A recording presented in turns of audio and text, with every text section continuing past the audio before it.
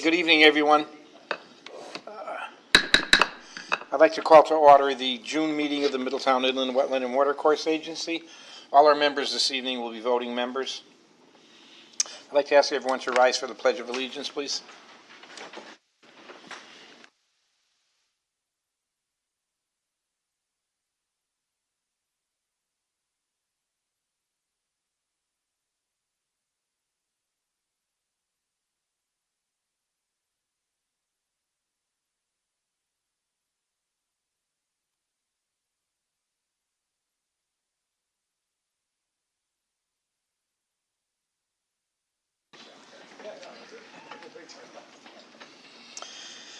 Okay, item B, there are no public hearings scheduled, so we'll move to item C.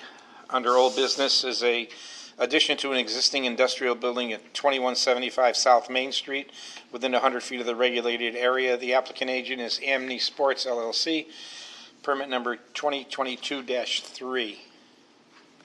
See anybody here representing the applicant. Maybe we can give him maybe we want to table it until later in the meeting. I believe he was going to be here. Oh. Okay, all right. I'm sorry.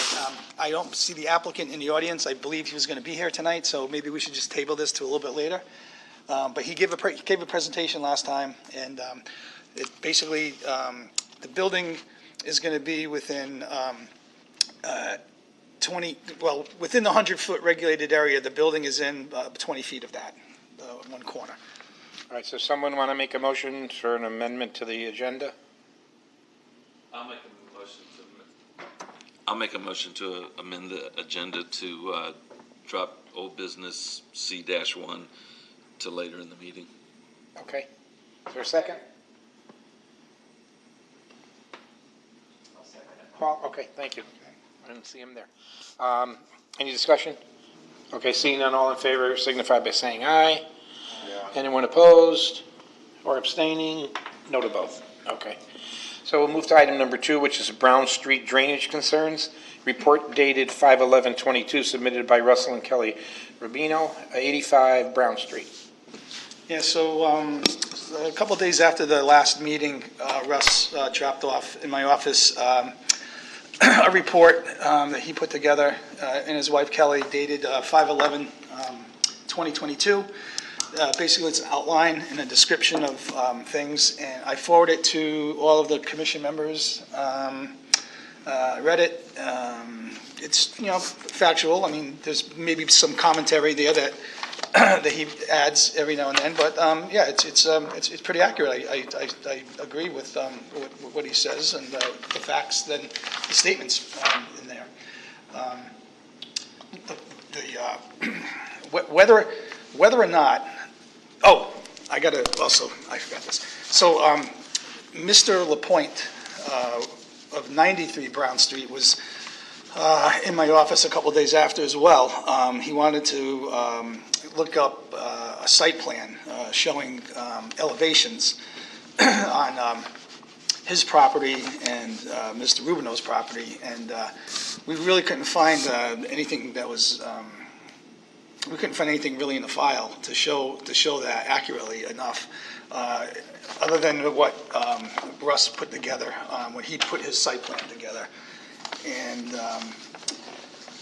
so on Tuesday of this month, of this week rather, I got an email from Daryl and Nancy LaPointe, and it says, "Hello, we will be out of state on the meeting, for the next meeting. Attached, please find a statement we ask you to share with the board members." It's a short statement that he typed in an email. "We would like to take this opportunity to thank the Inland Wetlands Commission for their time to address the water issue on Brown Street. We are in agreement that the drainage problem needs to be resolved. The information provided to us by the previous owner, Mr. Wiskiel, over 20 years ago, leads us to believe the drain is blocked on the nature preserve side. When we purchased our property in January of 2002, Mr. Wiskiel pointed out the drain on the adjoining property, which is now owned by the Rubinos. He indicated that the drain was installed at the lowest point of all the properties in the Brown Street area. The water drains into the nature preserve, which was gifted to the city of Middletown. The water has not been draining properly over the past several years. A couple of years ago, we contacted the city of Middletown and spoke with Assistant Director Chris Holden, asking him if the city could clear their side of the drain. After review of the council minutes, we feel the Inland Wetlands Commission has provided the best solution to resolving the water drainage on Brown Street. Thank you, Daryl and Nancy LaPointe. So that's entered into the record. Okay. So, did he say what the solution was? No, they didn't state what the solution Okay. was. Well, they state that, That last sentence there. well, no, they don't really state it, but it says that we're in agreement that the drainage problem needs to be resolved, but they don't say what is the resolution, but they say that the drain's blocked, and the drain or the pipe should be unblocked. So we're back at kind of square one. You know, what caused the blockage? Can we see the blockage?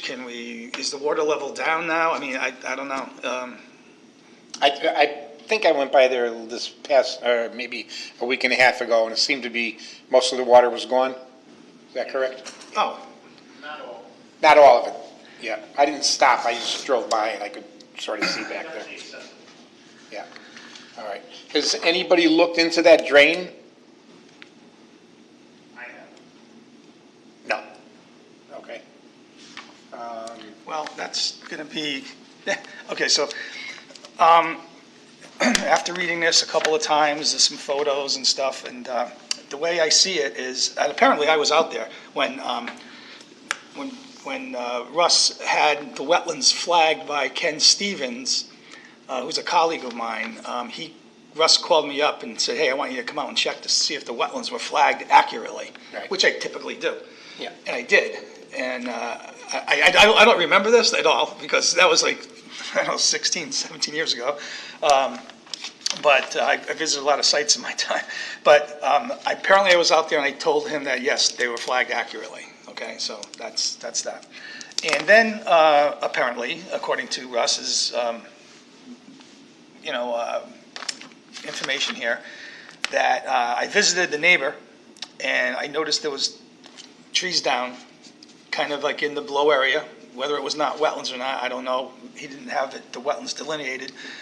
But the wetland line, there's a property, and the wetland line comes around through Russ's backyard, and then the property stops, and that's where Ken Stevens' delineation stopped.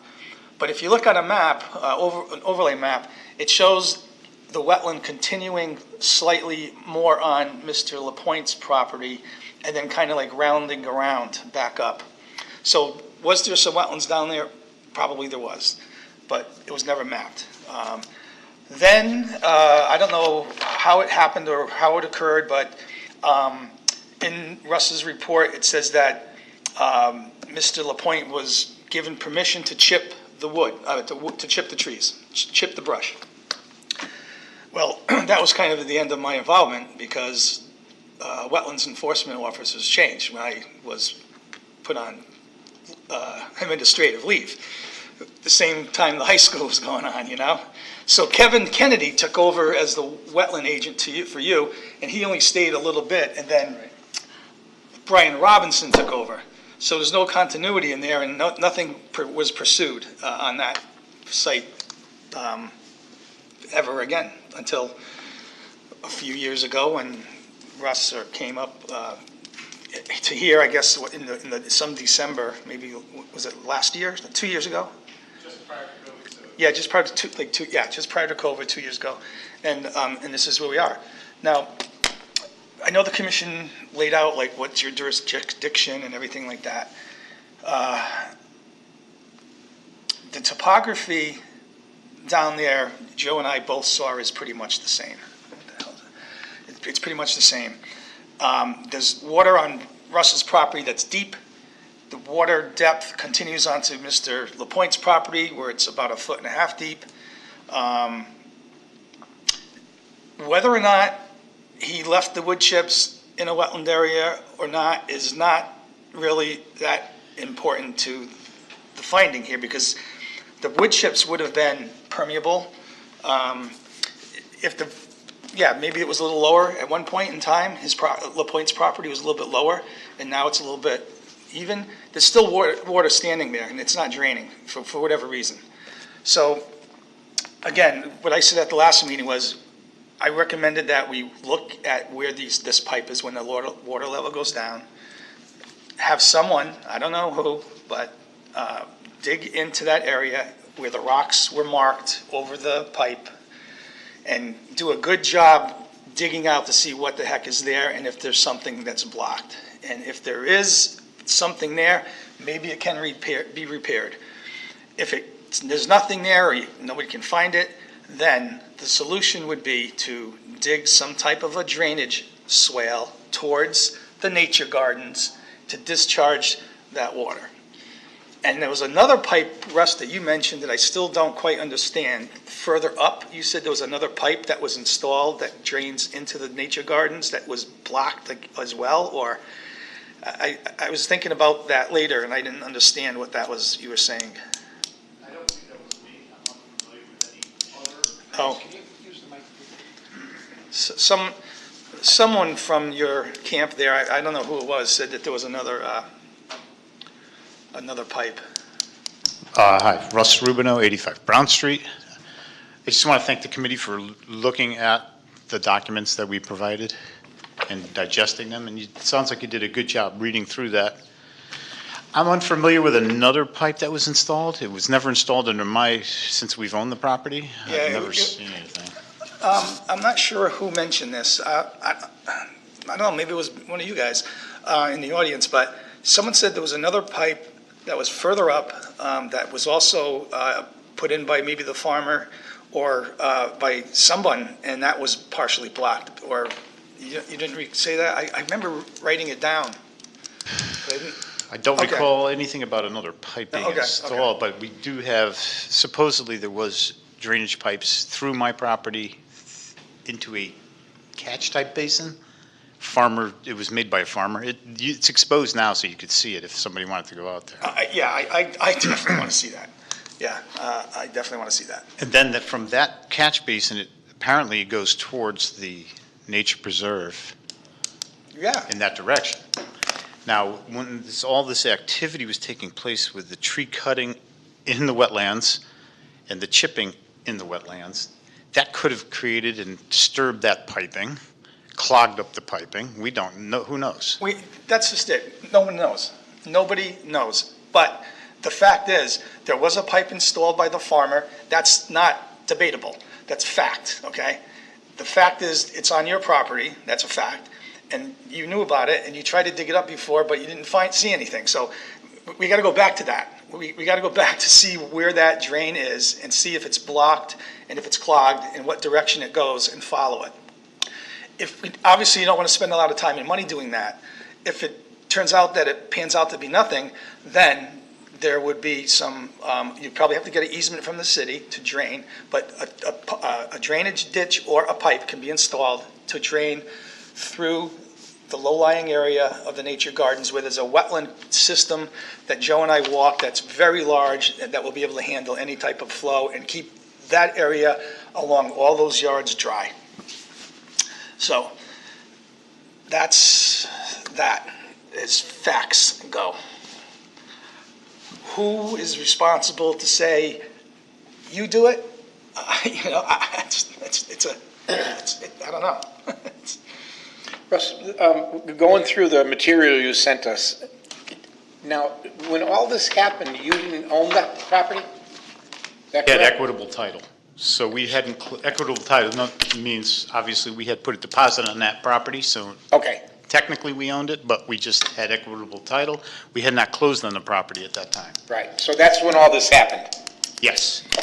Oh, and just to go a little bit further, Joe, what you were getting at right there, Mr. Wiskel still owned the property. When he told Mr. LaPointe, hey, you can cut these trees, because these trees are in my way from haying.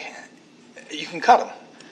So unbeknownst to the LaPointes, apparently, he cut those trees that were actually on Russ's property because the closing was happening within a few days of all of this activity, correct? That is correct. Yeah, so, yeah, okay, so that's another fact. It's- Right. Well, the fact, if you looked at the prints there, 10 of those trees, at least 10, maybe 12, were on our property. They were not saplings, as you can see in the There were some good-sized diagrams. trees, right? They were good-sized trees. So all those trees, plus the trees that he cut down in his property, probably helped absorb the water as the water came in, because they're mostly maples, and they do like the wetlands, and they do drink the water. So all those factors put together created a bigger issue. It just seems natural. One of the questions I have is, if I were to do the same thing, and if I had lots of trees in the wetlands and I cut them down, wouldn't I need a permit to do that?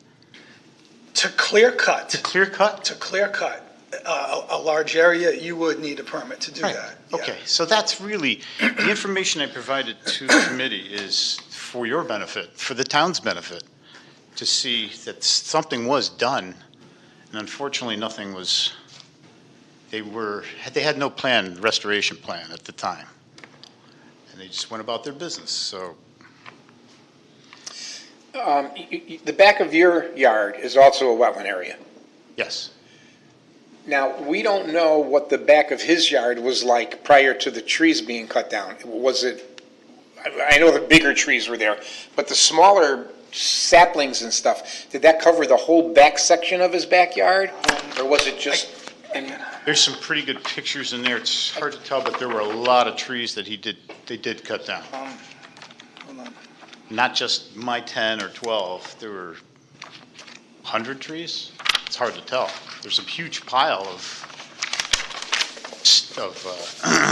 trees on the ground.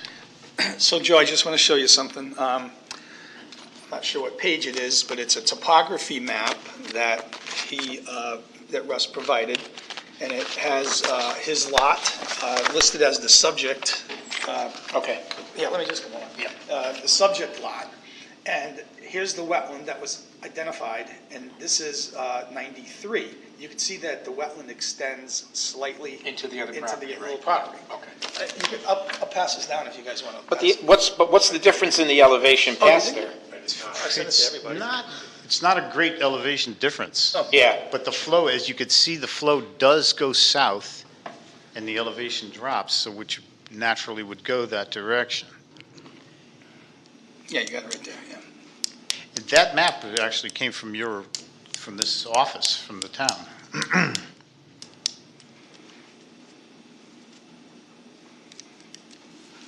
yeah, it looks like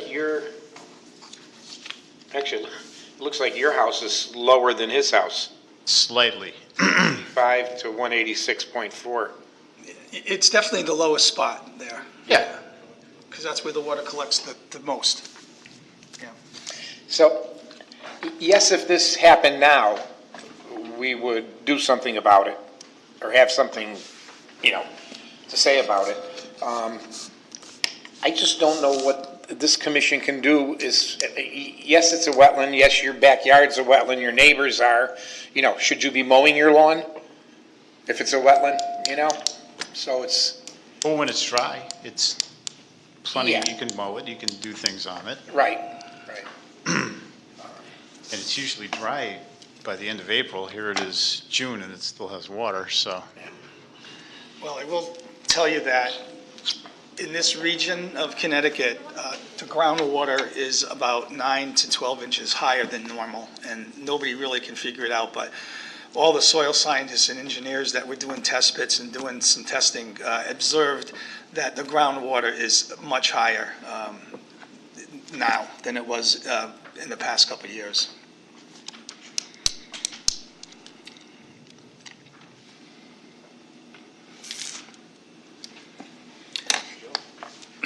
Forward that email to me, and then give my email to Jim so I can get this stuff. You want me to forward that email? Sure. Oh, there you go. Yeah. That's K8. Did anybody else not get this? I mean, I sent it to everybody, and Ken's saying that he didn't receive it, but.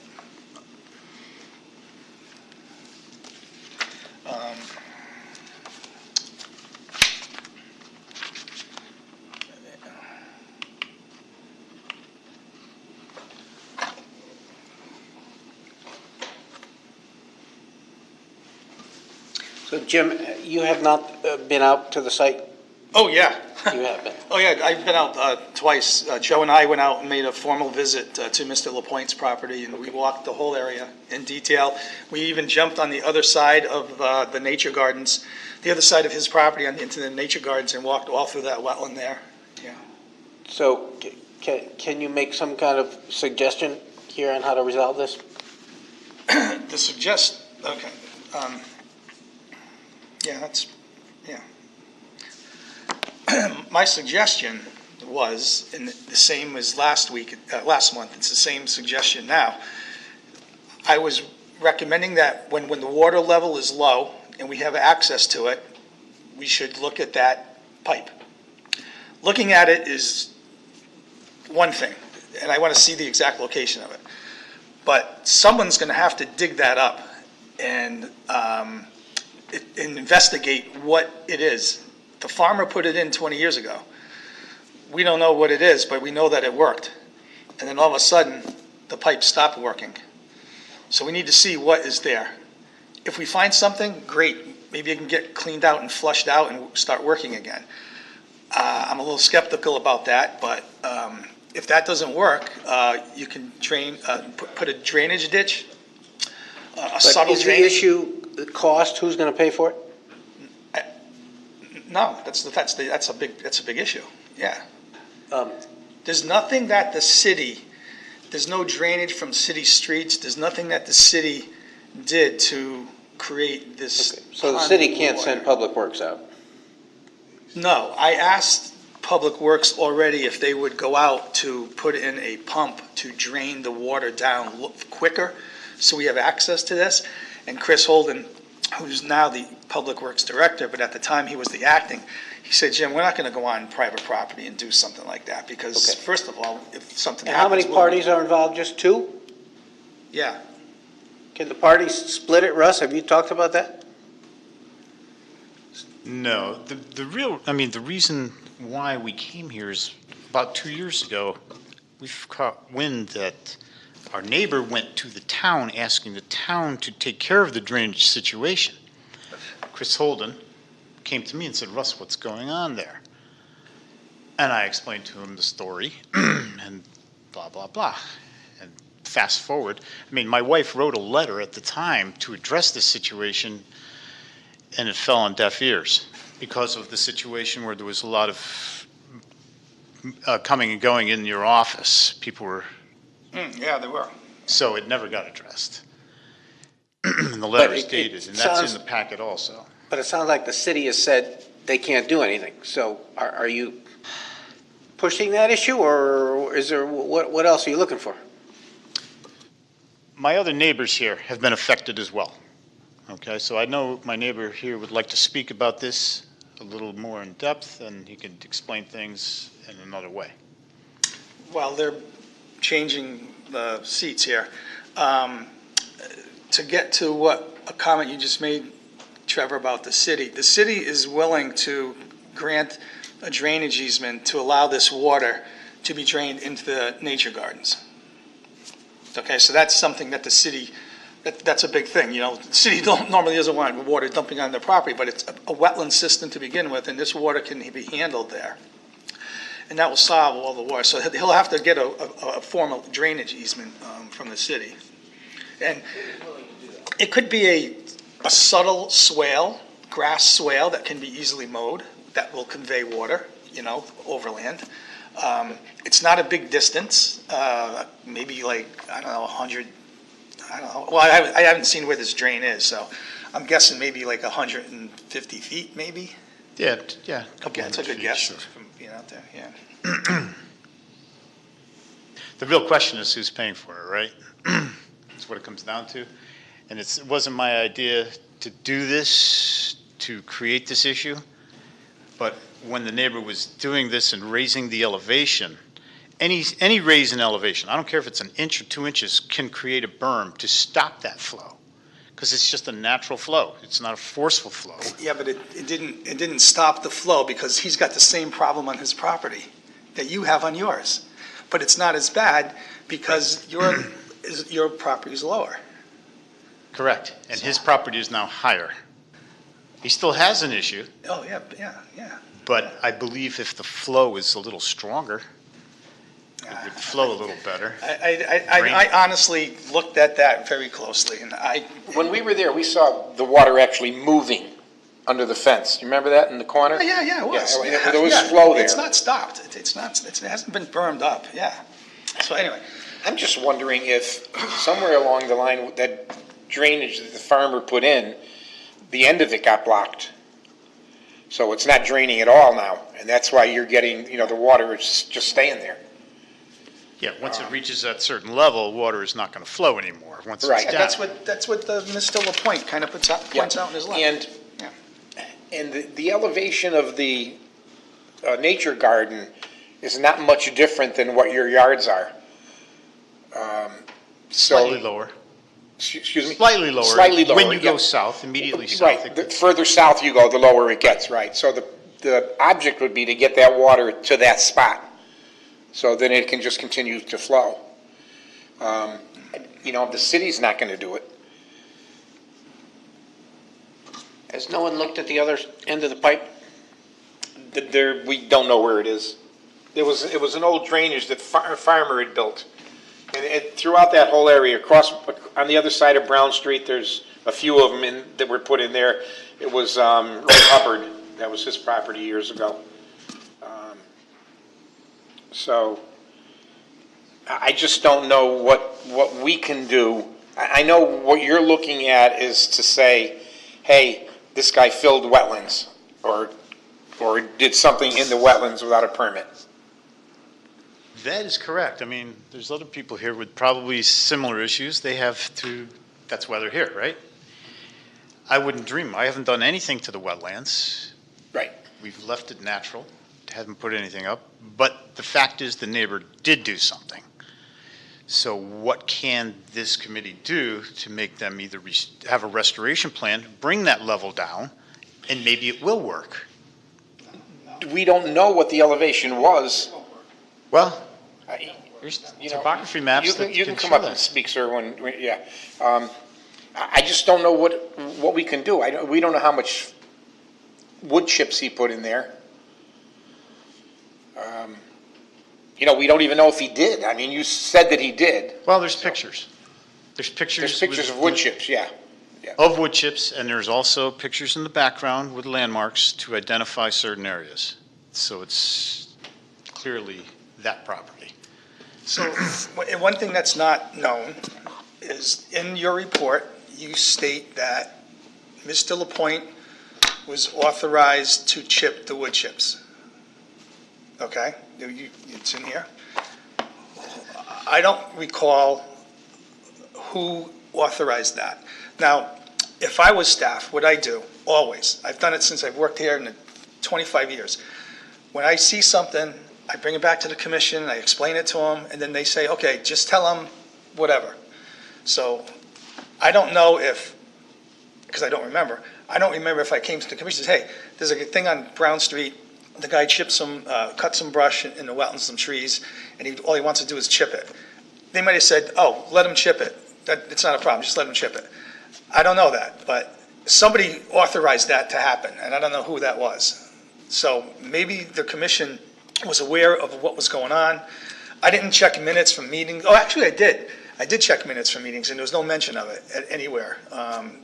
But it showed that the staff changed. The staff changed. I was on it, okay? I was on it early on, because I went out there. I noticed that he had the chips, and I said to someone that, has the right to chip, but who did that? And then after that, everything just didn't happen. Nothing happened. I believe the notes also identified a conversation you had with the neighbor. It wasn't the neighbor, it was his father-in-law or Yeah, you said someone. it was his father-in-law, yeah. You had noticed the cutting of the trees, and you handed them a card and said, you need to call the wetlands Yeah. and stop doing what you're But that- doing That's until. when I stopped doing my job. Right, it was all coincidental, and it was Yeah. all at that same Right, time. Right, and I think I honestly think it's coincidental that when this water stopped flowing and this water started backing up, I think it was a coincidence that it might have been the same time around when this guy did the chipping. I still, and it was another question I was gonna have for you, Russ. You said, your wife told me that you piled rocks on top of this manhole that had a hole or there was a hole in the top, and you piled rocks on top of it. No. She There's said a that. steel plate on top of the manhole. Okay. If you travel north about 100 feet is where the neighbor had told me the beginning of the pipe Oh, was. okay. And there were a pile of rocks identifying the area, the real low point, where the water actually got into the pipe. So I had a backhoe and cleared away the rocks by hand and then dug slowly to see if I found any piping from that point to the manhole. And I didn't see anything. Okay, Did you get a permit to do that? Yeah, I had a permit right in my pocket. hold on. No, so, I restored it exactly the way I found it. I dug a hole and put the hole back. okay, so when you were here last month, when you said, "I dug that up," I'm assuming that you dug up the manhole where the rock, No. okay, because your wife did tell us that you piled rocks on top of the manhole to mark it or something, right? The drain, To- yeah. To mark the drain. So I thought, okay, and then when you said you dug up the rocks, you're talking about you dug up another area, and you didn't dig up the manhole. Ah, okay. Not even close to the manhole. All right, so that explains it. We need to dig where that manhole is to see what is going on there. That's the big issue. I wouldn't use the word "we." No, right. Dave? Yeah, I know. Couple of quick questions. The manhole cover, whose property is it on? Mine. And the rocks that apparently may be covering some sort of drain, It's actually on a divided property, which now I'm not sure who owns it. I think it was owned by Charlie. Wasn't Wiz? Charlie Corral, right. So the other side. It was the other side, say the north side. That's actually the low point. It's right between two properties, but it was, so I dug up on my side to see if I could find any pipe at all. I'm just trying to figure out where what needs to be dug so that we can identify it and make sure we know who's. So the manhole with the little steel plate is on my property. The pile of rocks was in between properties. And now it's owned by, don't know, I think Habitat for Humanity had purchased the property, and then there was another exchange of ownership recently. You around tomorrow? Yeah, except for like a couple hours at noontime. I gotta look at my schedule, but, All right. so, all right, the water's down, the manhole is exposed, we can look at it. Joe and I will go out there sometime tomorrow. I would say maybe in the morning. In the morning? In the morning's good, Yeah, yeah. morning, okay, good. I can't recall what I've got. I know I've got something. Well, just text me or call me. Yeah, okay, yeah. So we'll go out and look at that, and we'll contact, is your wife home in the day, or is anybody home in the day? No, nobody's going to be home. I don't know if any of my neighbors are going to be home. Okay, I'll get your phone number, and I'll let you know. Bring your boots, by the way. Oh, of course. Because it's still a little. It's wet, yeah. I'll know where it is. Well, There's a whole bunch of cattails yeah, that have grown around it. It's right there. right there, okay. We'll find Yeah, it. that's That's still in the water. Yeah, a little bit. yeah, that's fine. I got knee-high boots. Yeah. Bring your- I got chest waders, which I should have brought the last time, because those things went way, I got flip-flops, so. all right. Well, we'll keep inching towards this thing. Anyone else have any questions? Gene, would you like to Good. say? Thanks, thank you. Yeah, thank you.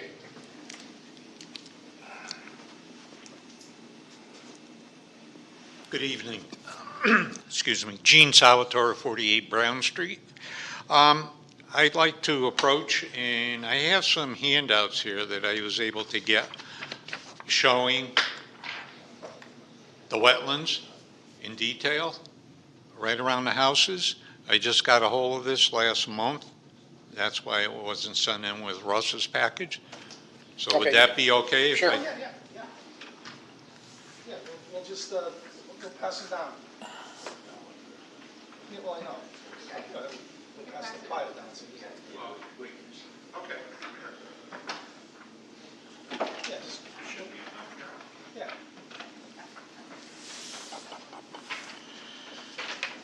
Under the table, huh? We're going around. Oh, there's another one.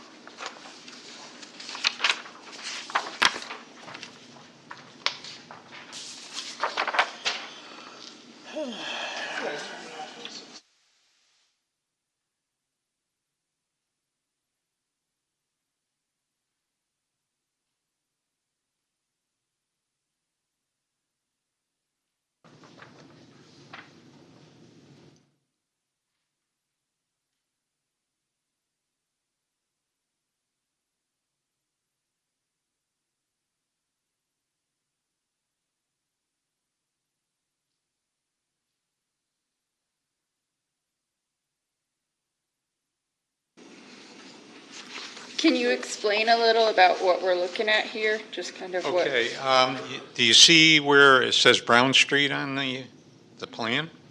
Okay, the very first house, as you're coming down the street, is neighbor Dave. Russ's house is the very next house. And the LaPointe's house is partially covered by trees, is right after Russ's.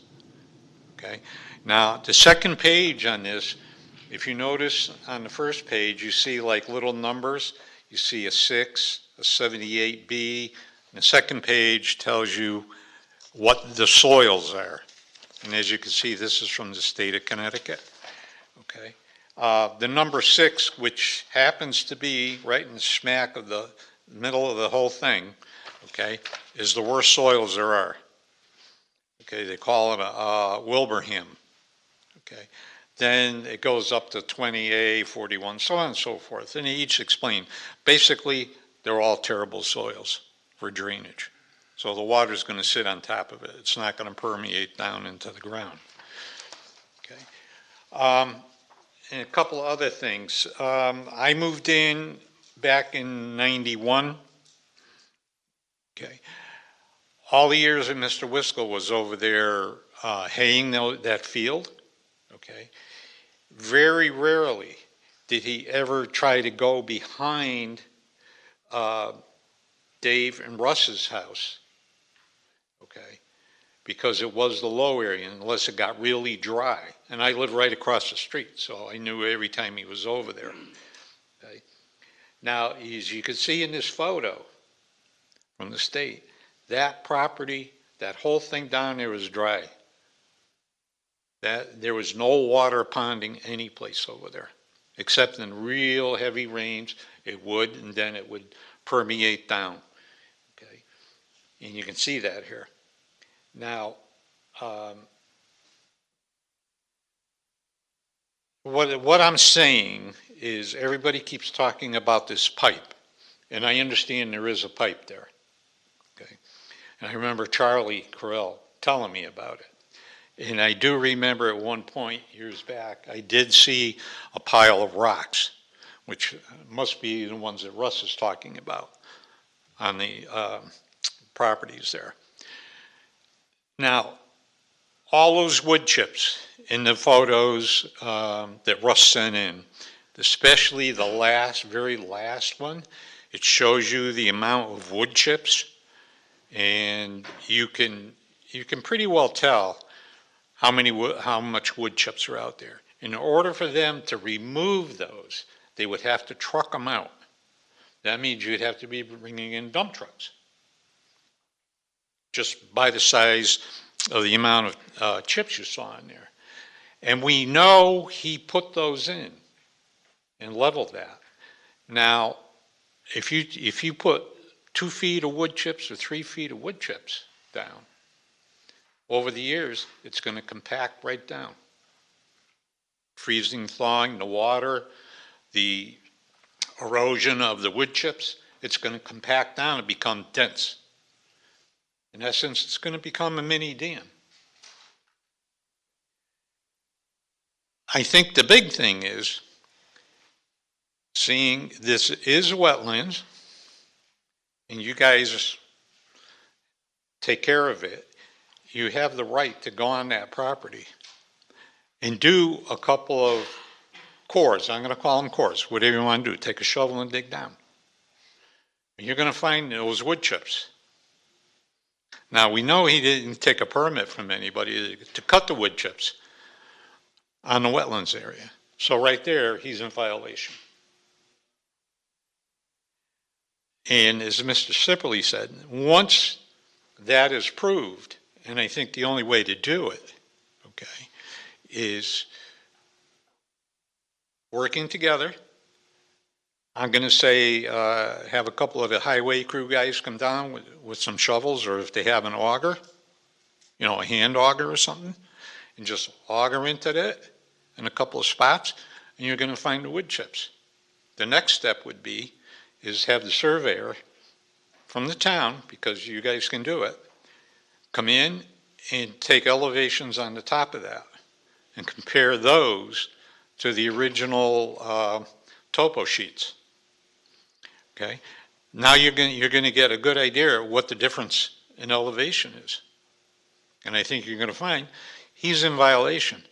Now, like Mr. Sipperly said, the easiest way would be is just tell him you're in violation. You did this, this, and this. So we're telling you, you can come in, you can create a swale down to a level that the water will drain out in a reasonable amount of time. You know, I know it won't disappear in a day or two, okay? You could do that. That would be the simplest and easiest thing for everybody. But I think too, instead of just concentrating on this pipe, you got to prove the wood chips are there. As I said before, okay, there's two separate issues here. The wood chips, I can tell you from being a soil scientist and seeing filled wetlands and restoration things, that if the wood chips that are there are not causing the water problems that exist in that area. Two separate things. How can you say they're not causing it? Because they're not natural to the area. They were filled in. But he brought in a different type of material and put it in there. Organic material will hold a lot of water, okay? Decomposed wood chips will hold a lot of water. They're porous. It doesn't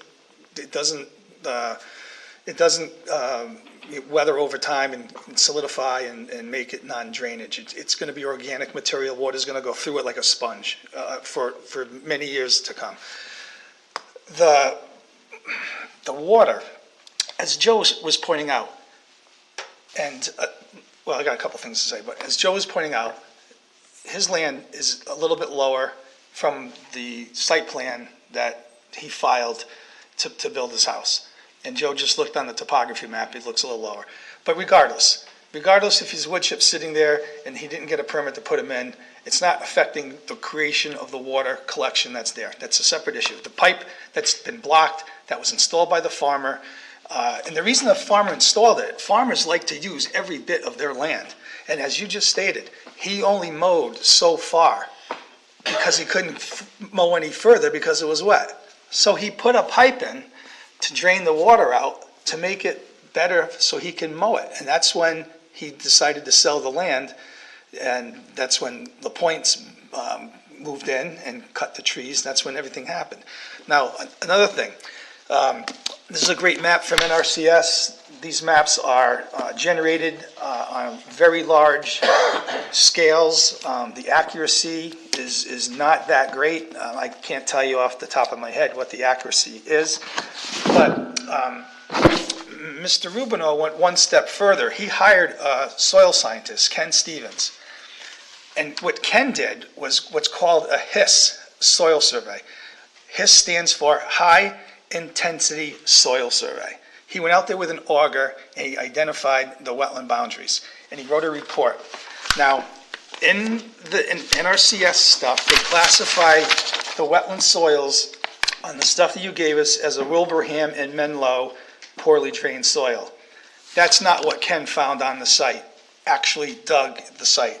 What he describes as a Walpole sandy loam, which is also poorly drained soil, it's a wetland soil, and it's found in loose glacial fluvio outwash soil, which means that when the glacier melted, there was a little swale and silt and material was deposited there, and because it sits in a little swale, the water sits there, and that's why it's a wetland, all right? And he also determines what the non-wetland soils are. And on this, you have an Ellington silt loam. He doesn't have an Ellington silt loam on here. The non-wetland soils that he has is a Weathersfield loam. So what I'm trying to say is that the maps from NRCS are really generally used for planning purposes, but what Russ hired Ken to do is a heck of a lot more detailed, and he has a complete report with the soil descriptions and a little map that he sketched out, so this is a lot more accurate than what this is. Jennifer? Just, again, I question the scope of our ability to cover what should be done here. We're charged with regulating activity in the wetland, and you did everything right. That's the really tough thing, is everything that you did on the property you bought was permitted and done to the letter. But it's tough to go back, I mean, it's almost 20 years that we have to decide what corrective action would need to be taken for your neighbor to go back and correct what may or may not have been wetland at that time. And I know we have your property mapped out, but it's not clear exactly what was done that long ago back then. I don't know when the drain was put in. Like, was that, are we saying that was historical, or was that, I mean, because we could go back and cite, if we're going to go back, I mean, it's how far back can we go? And we're talking about forensic soil testing, and the other possibility is what if it doesn't work? What if it is that drain? So those are my two comments. I'm not sure what my thoughts are overall on this. I'd be very cautious about trying to do cease and desist and corrective action on something that was this long ago. The letter that I read into the record from Mr. LaPointe, he purchased his property in 2002, and at that time, Mr. Wiskel, the farmer, pointed out the drain on the adjoining property. So he probably, the farmer probably had it installed prior to 2002. So. Yes, my point, I mean, do we go back to the farmer for a violation? No. It gets crazy there, that's my point. I don't. The farmer has, Well, he's covered because he's farming. he's covered under agricultural exemption to do anything like that, but, I still, I'm with Jennifer here. I mean, we can't go back and what are we gonna find, if anything? And I'm convinced that it's not causing the problem. The problem is we gotta get that pipe looked at, and that's it. Yeah, and these pipes were put in years and years, way before the wetlands regulations were even thought of. You think so? That's my question. Oh, definitely, yeah, yeah. Oh, so you, When I was a little kid, I used to play up there, and we used to find those drains and sometimes climb down inside of them. There were 4 or 5 of them in that, the lot across the street. And they were put in just for that reason, so that he could drain the water out and mow the fields. Right. And that was a farming use of it, so I stand. Yeah, and it was way before wetlands regulations were. Okay. Well, here's another thought I just had. Since everybody keeps focusing on that drain pipe, what if the homeowner, Mr. LaPointe, in the process of hiring a woodcutter to come in and cut down and bring in a certain amount of equipment, to chip all this stuff up, what if they crush that pipe?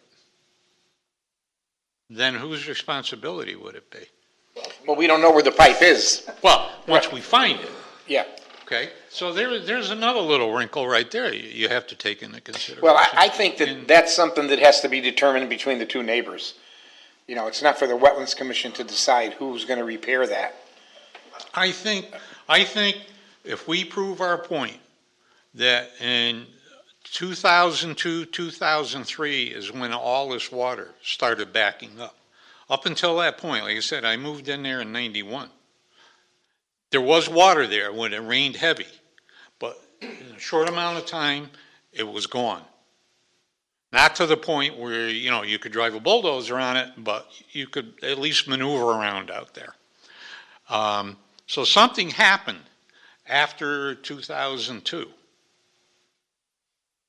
And the only thing that major really happened out there after 2002 is those trees being cut down and the wood chips piled up.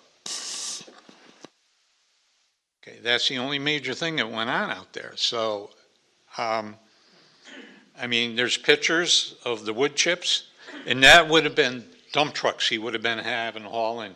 And if you go and look at his property, he doesn't have the room for that.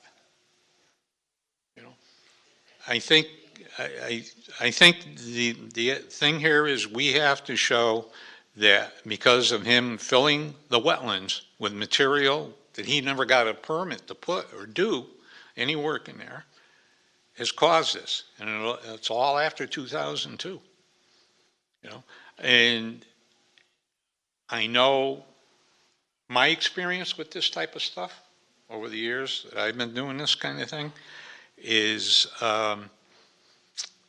you go in, it is a wetlands, you guys have the right to notify him and say, listen, we're going to take a couple of cores on the area. We want to make sure that, you know, all the topography is remain the same, so on and so forth. And that's the only change that's taken place. So one of two things happen. Him filling it, and there is a slight possibility they may have broken that pipe with their equipment. I think it has to be looked into. So I understand you guys, right? You're going to come out sometime tomorrow. You're going to call neighbor Dave, and you'll go out there, Dave, with them and take a look at it and see what you can find. Last name, Dave? How do you spell it? Steurwald.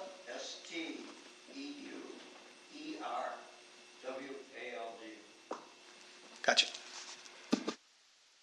You got his phone number? He doesn't have to tell anybody else. Okay. Yeah, write it down. Write it down on a piece of paper. Yes, sir. You know, I just think it's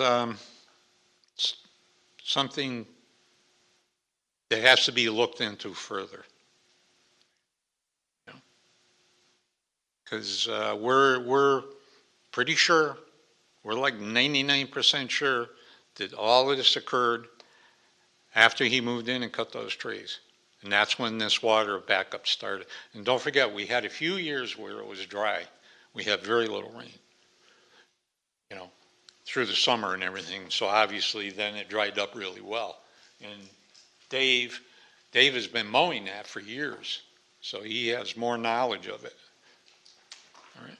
Okay. Thank you very much.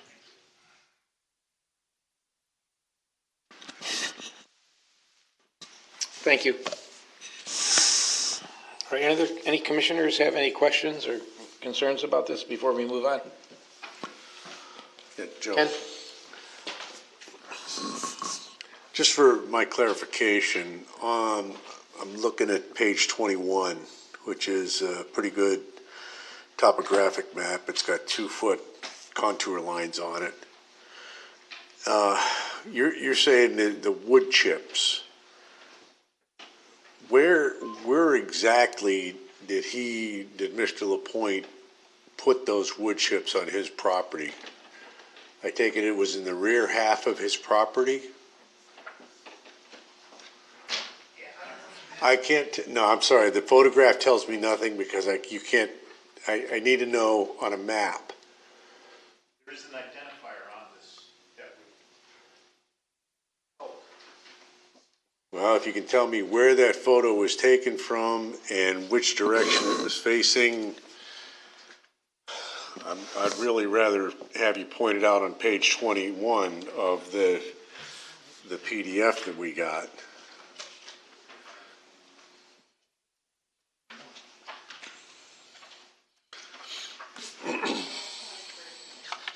Or maybe you could point it on this. Can you outline on this photograph where those wood chips were placed? Is this is your property here, right? And this is Mr. LaPointe's property.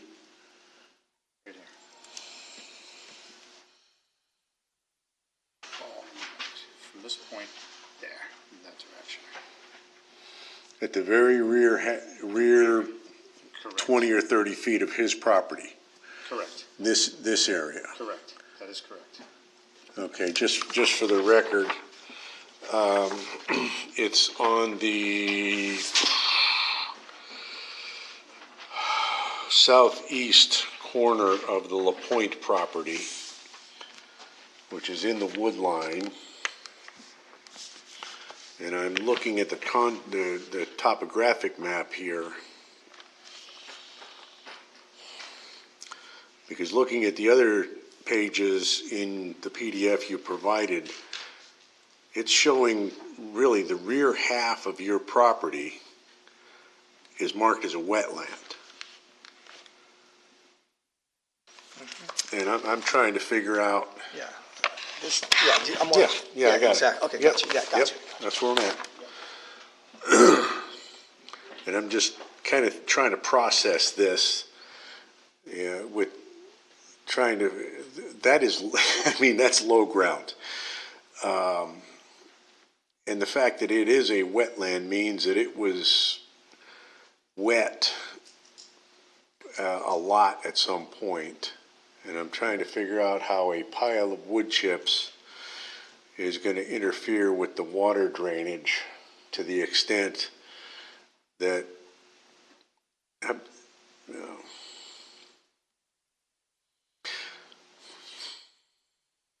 Now, when you say you get ponding on your property, how is it? A quarter of your property, half of your property?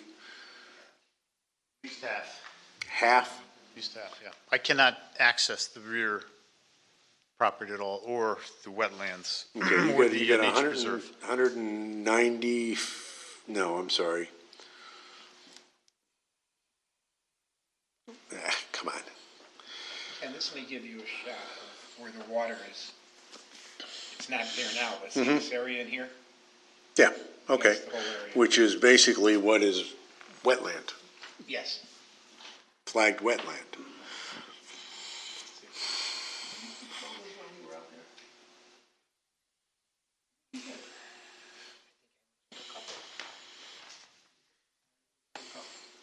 I really don't, I'm not sure where to go. I'm just trying to process it and making sure I have all the information correct. So the wood chips are on the southeast corner of his lot, which, and basically half of your property is actually marked as wetland. Okay, thank you.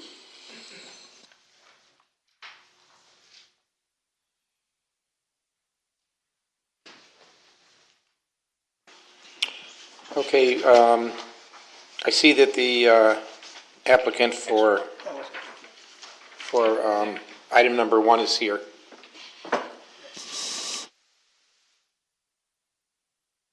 Oops, sorry.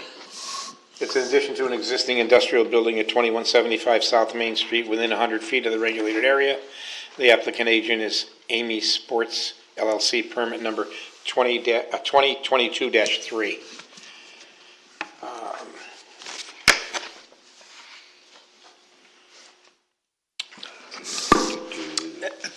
At the last meeting, Mr. Menarca gave a brief presentation. We accepted the application. There's a couple of members that are here that weren't here, so maybe you can just go over what you're planning again. I actually have I printed out 3 copies of the new revised plan, just with some things me and Richard had added. You want me to give them to you, or, okay.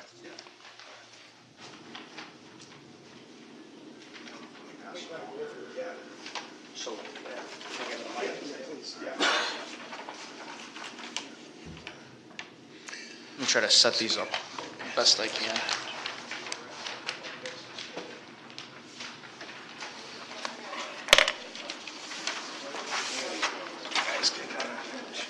I don't know what the net changes are.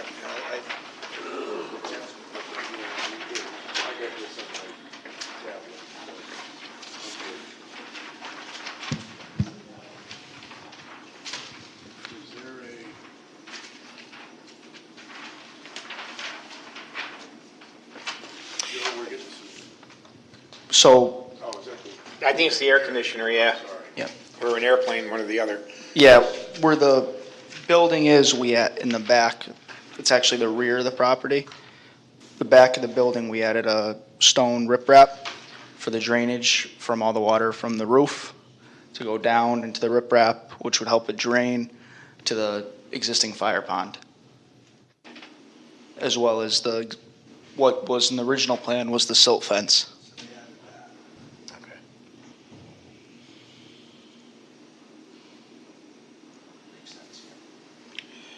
Are there any other changes that you made? No, there were no other changes that were made.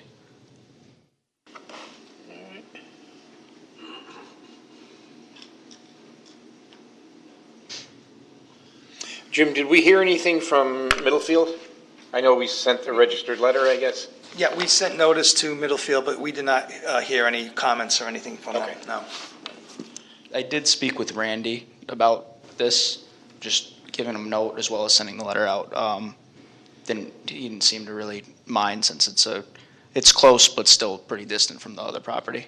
Well, we have to, by law, anything within 500 feet. Yeah, we I have to notify reach out to them. Yeah, yep.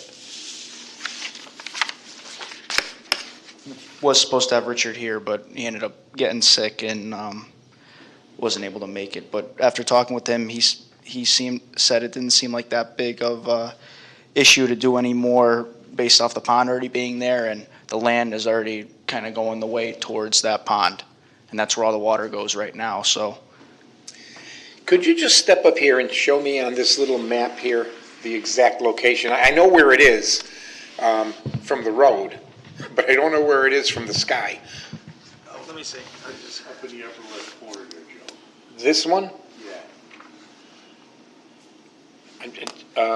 Yeah, So, so, is it up here, yeah. or is it, it's not here, That's the right? greenhouses. No, the greenhouses are south of that. Oh, hold on. I don't know where you're at right now. Well, here's the end of Dooley's Pond. Yep. So, and I'm trying to Oh, find. no. You You gotta go way, you Yeah. gotta go way down. Oh, it's almost on the It's Durham almost on line. the line, yeah. Okay, Yeah, sure, now I'm down at the beach. You want me There's Janelli's, all right, to? You're far out right now. Hold on.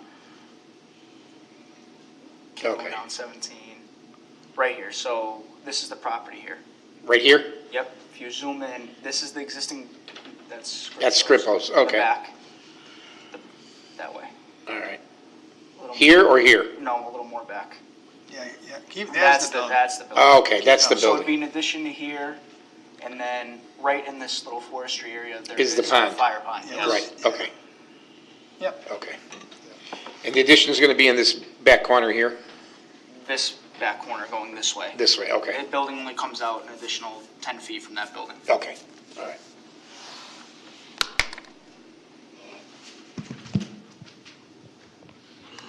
Okay. Do we have any questions, commissioners? Ken? On the application, it says protecting your equipment from the weather. What kind of equipment are you planning to store in there? We have a construction company, so lulls, forklifts, scissor lifts, Okay, okay. motor, construction yeah, equipment. electric and. Is that any diesel different equipment. than what you're storing in the current building? No, that's exactly what's stuff. in the Okay. building. And you are planning to include spill prevention and Yes. And we always keep on hand Speedy Dry and everything to raised clean up everything. walls, keep everything inside the building? The building is going to be made out of block as well, so everything's going to stay with inside. Okay, thank you.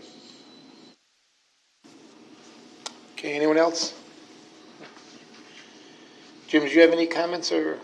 No, it's a pretty straightforward application, and I did draft a motion that Okay. you guys can consider. You want me to read it into the record? I'd be more than happy to.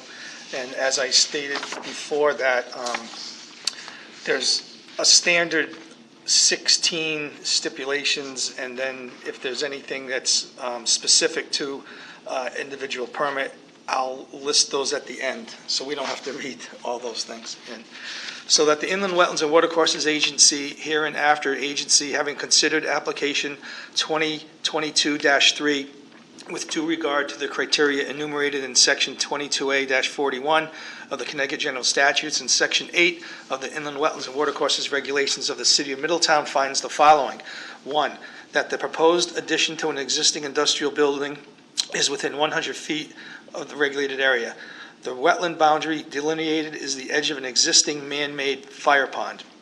2, that the proposed work as specified in condition below is in conformance with the purposes and provisions of said regulations, and furthermore will not have a significant adverse effect on the adjacent wetlands and watercourses. Therefore, permit number W2022-3 is granted with conditions to allow the following regulated activities as depicted on the submitted plan entitled Improvement Location Survey for AMI Sports LLC, 2175 South Main Street, Middletown / Middlefield, Connecticut, scale 1 inch equals 40 feet, dated March 22nd, 2022, and revised May 24th, 22, prepared by Richard Mihawk, P.E. and L.S. Consulting Engineers. This permit is issued by the agency following conditions or modifications as follows. 1 through 6, which is the common, 1 through 16 is the common ones that we have. And I want to add number 17, that no floor drains shall be allowed due to the fact that this area is in a watershed protection overlay zone. So we don't want you putting in floor drains to hose down equipment or have that stuff drain out. So no floor drains because of you're in a protection area, a watershed protection area. That's understood. So Okay, is there a motion? Is there a motion to accept the motion? Yeah, I'll move approval as read. Okay, is there a second? Jen? Thank you. Any discussion? Okay, seeing none, I'll ask for a vote. All in favor signify by saying aye. Aye. Anyone opposed? No one? Anyone abstaining? Thank you. Thank you. And just let Jim know when you're about to start construction. So Have 'em- you'll get a letter that states that, yeah. Sounds good. Thank you. thank you.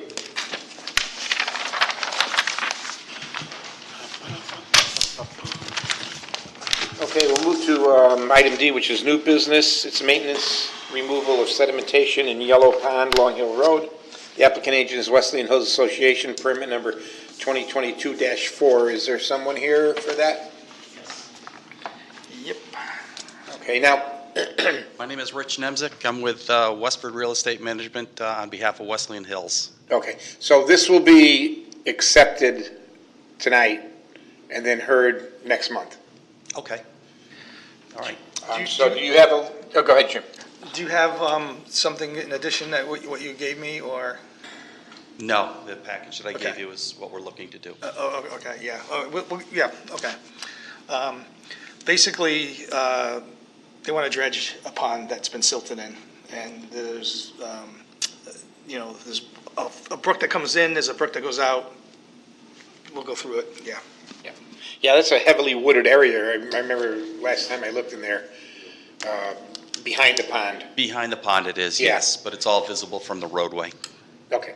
Yes. And the work will be done from the roadway, or? It'll be done, it'll be done right next to the pond. We're going to end up putting the debris in the back of the parking lot area where the barns are, in the same area where we did the dredging and placed the sediment 2 years ago on the main entrance pond.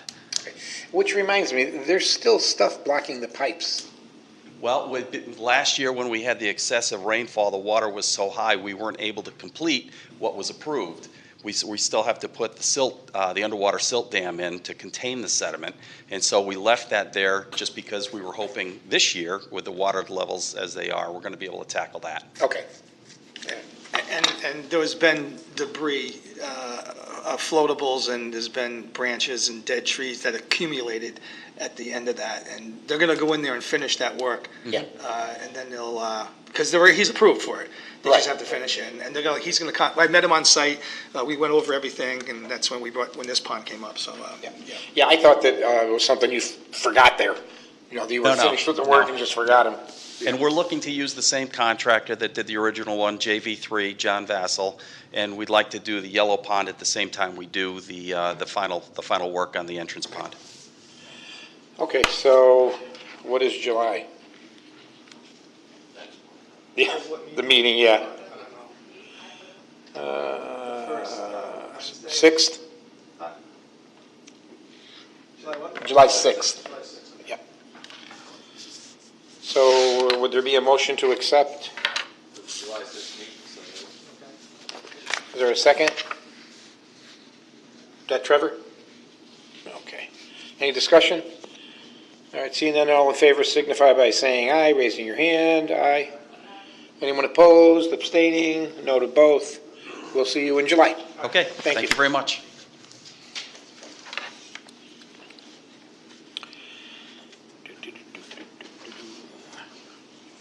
Okay, agency review, we have nothing. Reports, the enforcement action, Jim? Yeah, so Mr. Moore had the wetlands delineated by Bill Jackson. He has contracted with Bob Jacoviak to survey those in, and I don't believe he finished the map yet. So I believe at the next meeting, he'll be here to discuss what he will do as far, the site's stabilized, by the way. He hasn't done any additional work out there, so things are looking good. But he will present together, he'll put together, based on these maps and the wetland delineation, a plan to restore and finalize what he wants to do out there. So stand by on that. And I also got a letter from a company called the Pond and Lake Connection. They're a lake and pond company that operates in Connecticut primarily, but they go all over New England. And they sent me a letter explaining that they are going to be treating a pond, which is the Sliders Bar and Grill Pond. They're going to be putting some chemical in to keep down on the milfoil that's in there. They use some kind of a copper sulfate. It's all scientific. They go out and study the depth of the pond, the type of weed, and this was filed with the DEP, and the DEP issued a permit, and they're required to send a permit to the local wetland commission from the DEP. So it's all permitted from the DEP, but we get a copy of everything like that, and I have a record of. It's funny that you mentioned that, because I was talking today with Billy Russo, and he asked me if I would call the DEP and find out what's going on with the permit for Crystal Lake, which is the same thing. Oh, really? Yeah, because they're getting ready in a few weeks for camp, and I drove up there today, and it's bad. You know, so the city is working with someone to Yes, get a permit for Crystal Lake? right. Okay, I can look into that for you, Joe. Okay, yeah. Yeah, I don't know who to contact up there. I'm sure there's a separate permitting There is, division. there is, yeah. Okay. And you know, at DEP, you call them like 10 times, and you leave a message 10 times, and sometimes you may get a call back, but more than half of the people are still working from home remotely. Yeah. And I don't know, they have a low staff, and it's just really hard to talk to somebody from DEP. It is, yeah. I'll try. I got a couple connections. Okay, thank you. I'll look at that. Yeah, Mr. Sipperly, is when it's permitted from the deep like that, do you expect the state to monitor that activity, or do you also go out and double check them? Good question. hope. Good question, Ken. To be honest with you, I did not read in depth the permit because it's like this thick, but I can give you that answer. I'm not sure. I wasn't gonna personally go out and look at it when they do it, but they do tell you a time frame when it's gonna When be it's gotta be treated. They don't done, tell yeah. you the exact time, but the DEP issues a time frame. Understood. Yeah. So, I'm just asking, once that is issued, who's checking the work? yeah. I will, I'll anticipate to say that I'm sure that whoever issues the permit from DEP, there's some kind of like reporting, like, yes, we did it, this and such, this day we did it, like a report. I'll find out for you.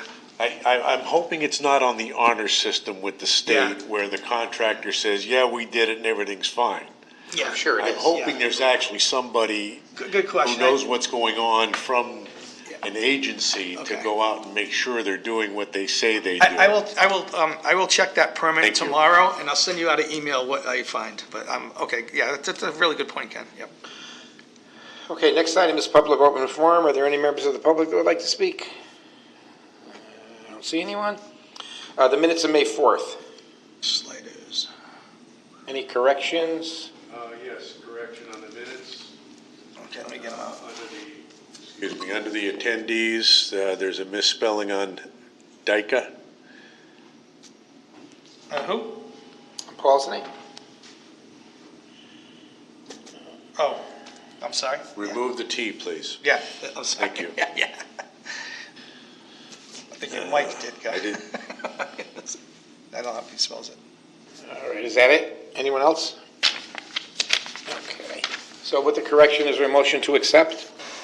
So moved. And seconded by Jen? Oh, yes, Okay. yeah, I guess. Okay.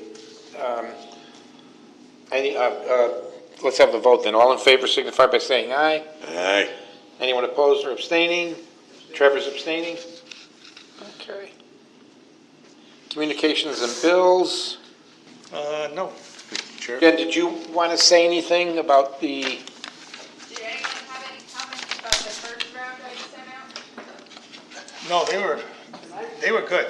They were really good. And these ones that you just sent out, I got late in the afternoon, so I can't comment on that. Oh, no, those I figured we could talk about Oh, in July. yeah. So just as far as, sections 1 to 3, anything glaring or missing, and Okay, you sent sections 1 to 3? Yeah, one through 3, she minute. gave out at the last meeting or sent them prior to. yeah, and I sent it to you after the meeting, Ken, last time. And she just sent out section 4. Oh, okay, I got it. That's attached Yeah. on the May, Yeah. got it, okay. Yeah, which I is, have it, thank you. yeah. Okay, Well, section 4 is regulated, permitted uses as of right and non-regulated uses. Yep. So, but no, then we'll move along. We'll see if anyone has anything to say about sections 4 through 6. yep. I'll type this up without the colors, and we'll call it the draft. thank you, Jen. No problem. Okay, anyone else? Anyone else have anything before we adjourn? Yes. Motion to adjourn. Is there a second? Second. All in favor? Anyone opposed or abstaining? No one? Meeting is adjourned.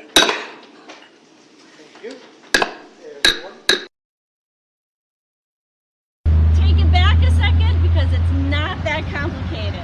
You can start by just putting some twigs on the ground to let some air flow. Put your leaves on top of that, and then you can put your food waste in it, and you can bury it, or you can do like a layered method where you put the leaves and then food waste and then leaves and then food waste. I like to keep a pile of leaves next to my compost bin. Unfortunately, I'm not able to do that here, But when I add food waste, I always bring in leaves so that there's plenty of leaves in there. If I don't have leaves, I'll use sawdust. Sometimes I've even used shredded paper, and that's worked as well too, although I like the leaves best. So you want to have a bin or a place for your compost, and then you want the material for your compost. Composting food waste keeps it out of the trash, and you want to be careful about what you put in it. So I would suggest not putting dairy in it, not putting meats, no bones. You can use coffee grounds, eggshells, fruits and vegetables. That's a great way to start. And then the other thing you want to think about is air, having oxygen in it. And this is the really fun part, because you can use, you want some tools. You can have a pitchfork, which you can mix your compost with. Sometimes I use a shovel, where I'll take the compost out of the bottom and move it to the top to kind of circulate it. Or you can use one of these, and this is called an aerator.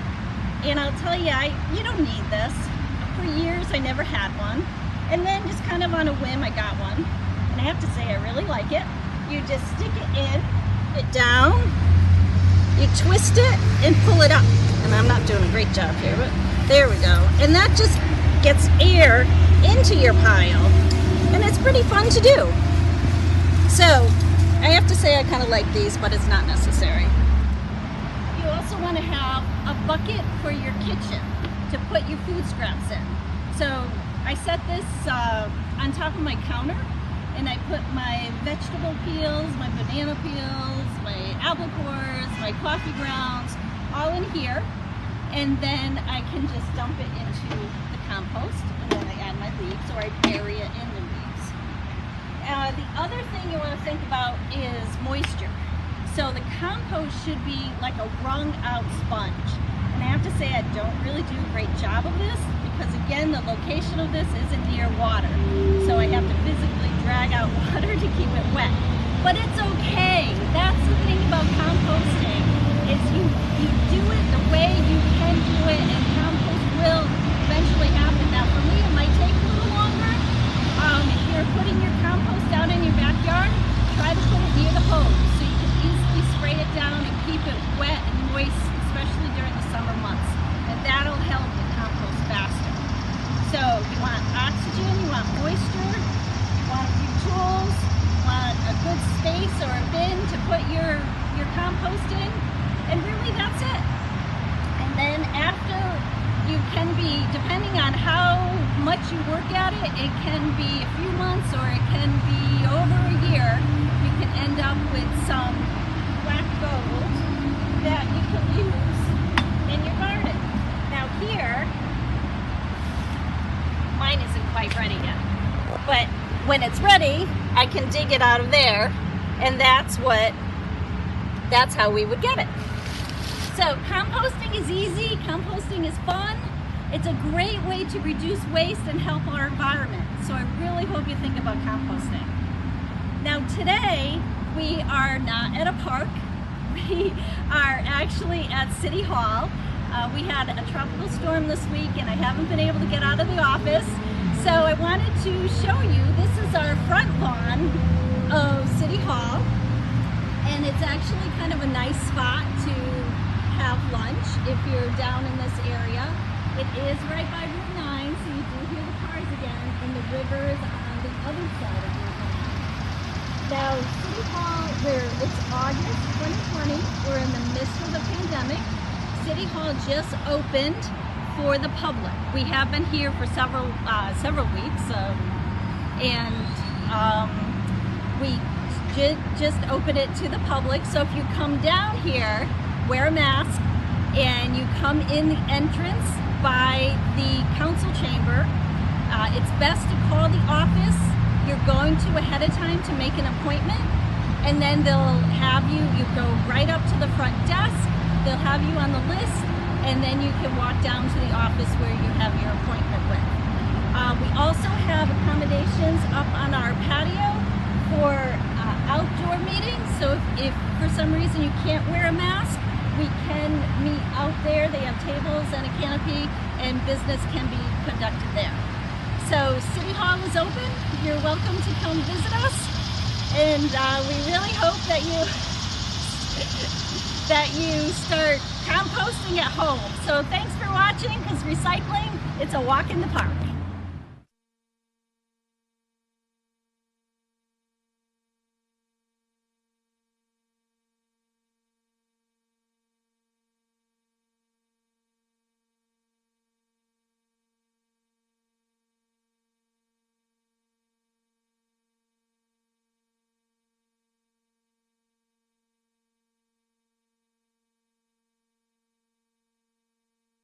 Hi everybody, it's Kim O'Rourke. I'm the recycling coordinator for the City of Middletown, and welcome to Recycling. It's a walk in the park. And here I'm going to give you one recycling tip at one of our beautiful parks, and we're going to explore through the series tips on recycling, on reuse, on waste reduction, and on composting. And today we're going to be talking about one of my favorite things, ice cream. So ice cream comes in all different flavors, but also all different packages. So what do we do with the packages? And that's what I'm going to tell you today. So I brought with me lots of different ways that ice cream comes. For instance, if you get like a half gallon, although it's not quite a half gallon anymore, but these types of containers do not go in the recycling bin. These go in the trash. They're paper containers, but they also have like a plastic lining in them that cannot be recycled. So these go in the trash. It's important not to put them in the recycling bin. So basically any paper container that you got ice cream in is going to go in the trash. So the same for this kind of container. That goes in the trash. It does not get recycled. Some of my favorite ice cream comes in this, and that goes in the trash as well. It has a metal handle on it too, which makes it more difficult to recycle. So those go in the trash. Now, if you get a package of ice cream, this actually can be recycled. So it has ice cream bars in it. So this is really just cardboard. So that goes in the recycling. And I have one of these too, that goes in the recycling. If you have a plastic container that had ice cream in it, that can be recycled. So the rule is if it's a paper container that had ice cream in it, it goes in the trash. If it's plastic like this, or this, or one of these, that can be recycled. That goes in the recycling container. Now, if your ice cream had a spoon or a wooden spoon, those both go in the trash. They do not get recycled. We have a lot of trash. If you had a paper cone, or it can be a square that sometimes ice cream goes in, or Italian ice, that goes in the trash as well. That does not get recycled. Oh, our trash is piling up. Ice cream wrappers definitely go in the trash. Those don't get recycled. And styrofoam. Styrofoam always goes in the trash as well. So who knew that ice cream generates so much trash? You know the best way to eat ice cream? That creates no waste? Ice cream cones. You eat the whole thing and then there's nothing to put in the trash or the recycling. That's waste-free ice cream. My favorite. So that's our tip for today. I will tell you that we are at the beautiful Butternut Park in Middletown. It's off of Washington Street, and it's pretty close to our highway garage and our parks department. It's a beautiful area. It was renovated a couple years ago, or maybe a few years ago now, in 2016, 2017. We have all new playground equipment here, so lots of things to climb on, to swing on, to slide on.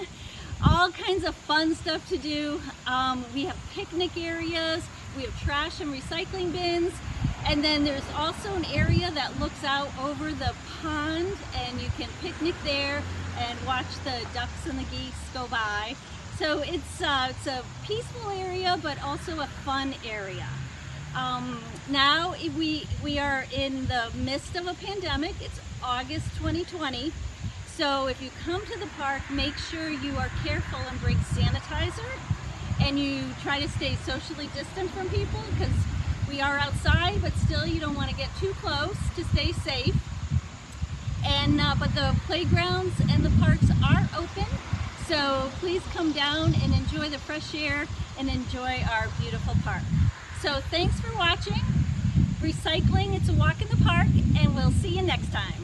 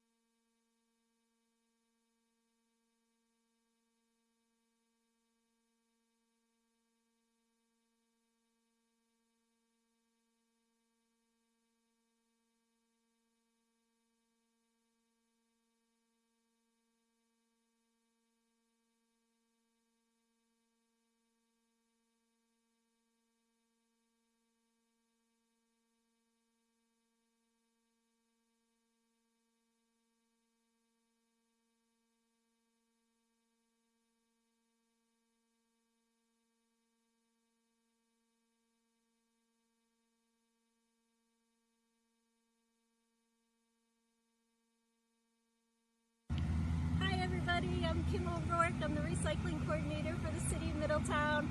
Welcome to Recycling, it's a walk in the park.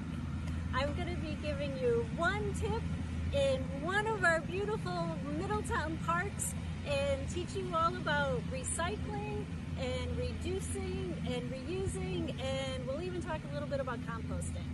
But today our one tip is going to be about plastic bags. Plastic bags. We don't want them in the recycling bin. They're one of the most common items that we find in the recycling bins, and they cause the most problems. The plastic bags, when people put them in the recycling bins,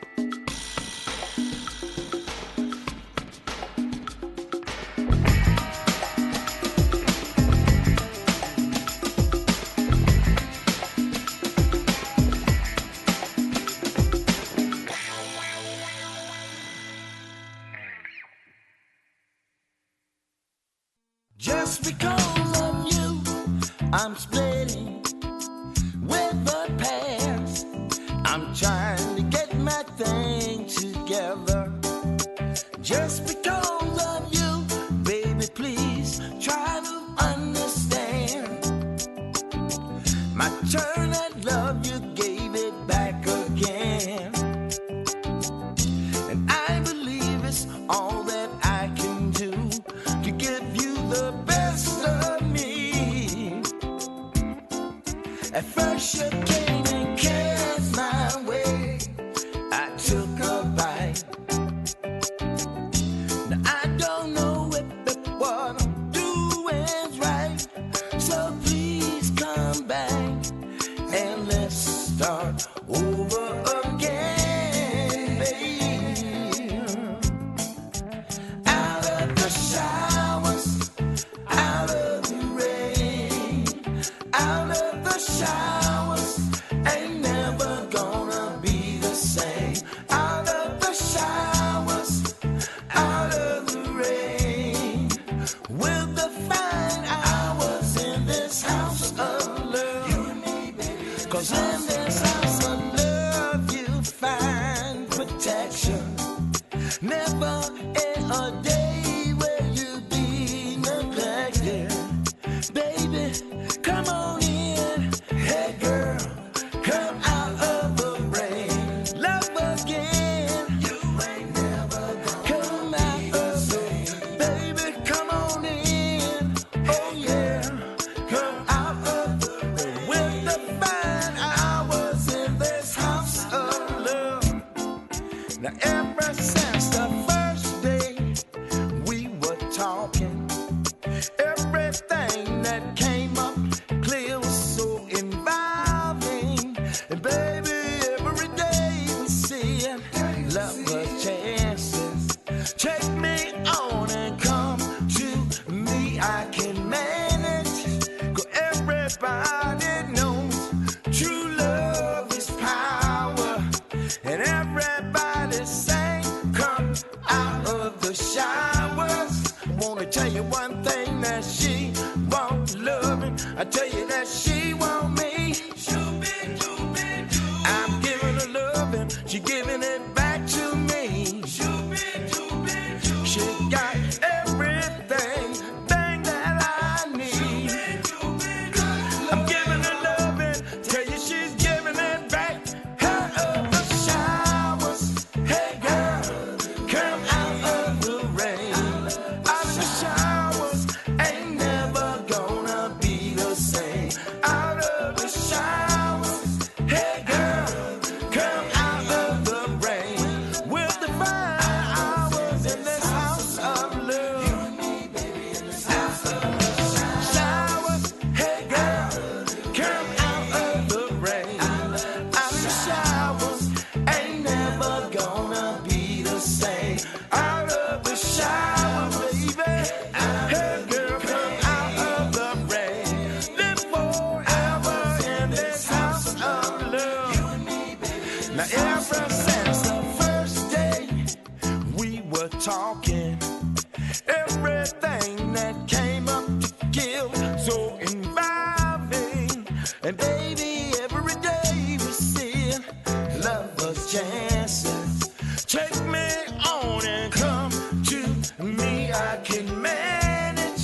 'Cause everybody knows true love is power. Everybody saying, come out of the showers. I wanna tell you one thing, that she want the loving. I tell you that she want me. Give her everything I've got, she give it back to me. She's got everything, everything I need. I'm giving her good love, tell you she's giving it back to me. Out of the showers, hey girl, come out of the rain. You ain't never gonna be the same. Out of the showers, hey girl.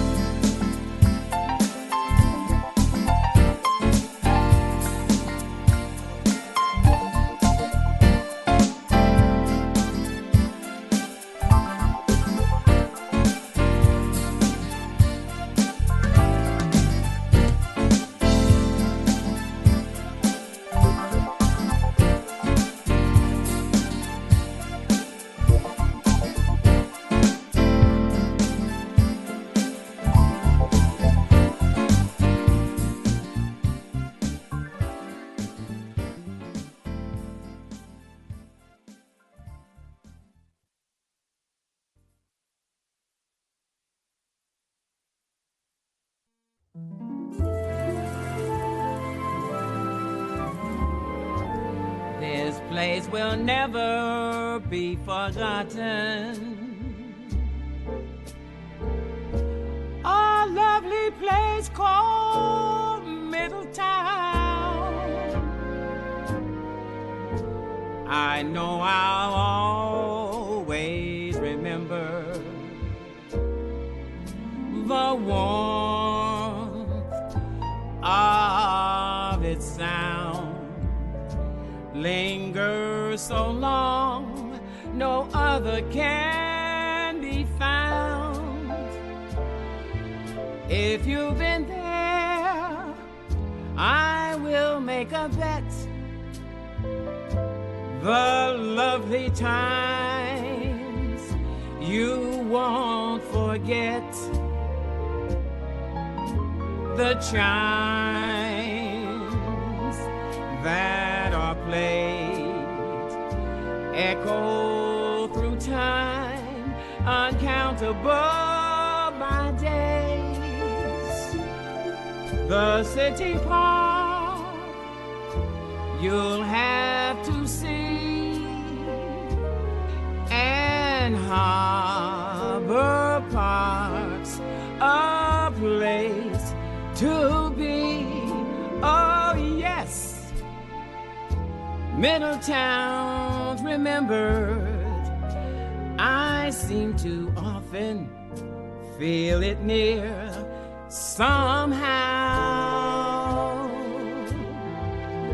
Often I can hear its lovely tone.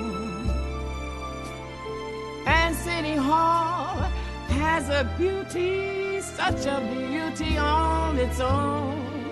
So no one can say a town so dear will ever go away. I love it now and always will. Believe me, Middletown will leave you so fulfilled. Connecticut, that is. Middletown. Middletown.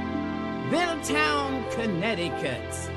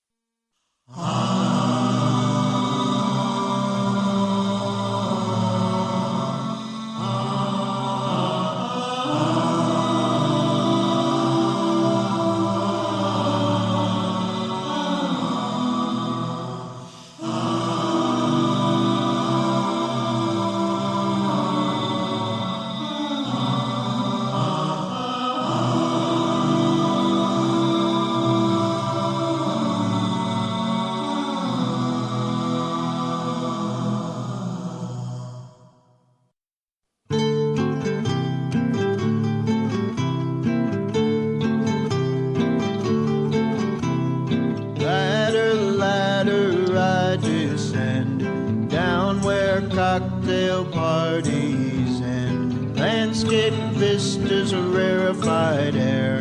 It's too freezing cold up there. Urban hostesses make me shiver. I'm climbing a ladder down to the river.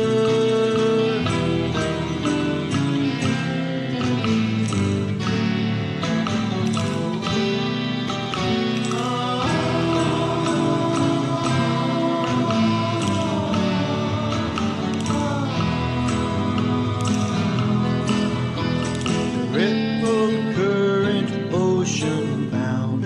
Only here do I bow down. Sink my toes in fish rank muck, soft and warm and full of suck. My harp sings to the blessing giver. I'm climbing a ladder down by the river.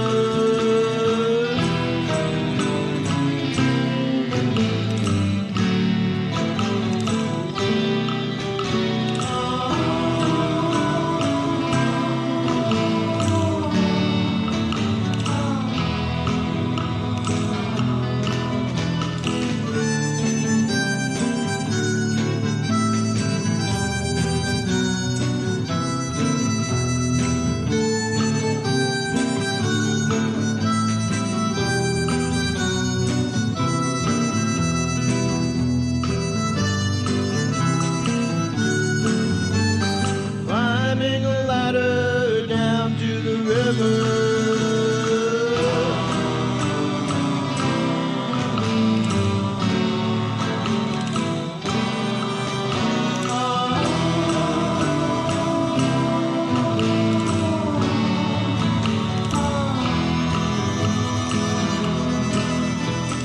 Ladder, ladder, I descend down where cocktail parties end. Sink my toes in fish rank muck, soft and warm and full of suck. My harp sings to the blessing giver. I'm climbing a ladder down by the river.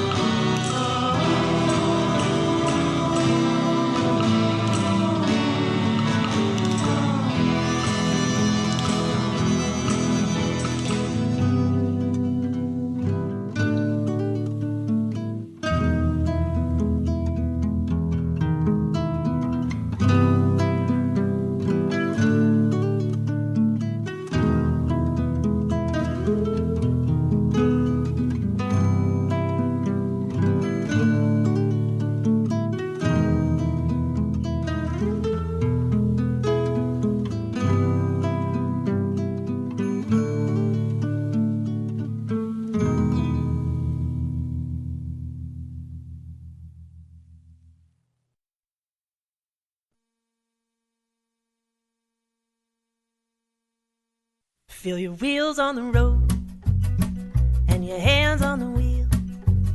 Watch the way that the world makes you feel. Is it a heavy load or is it lighter than air?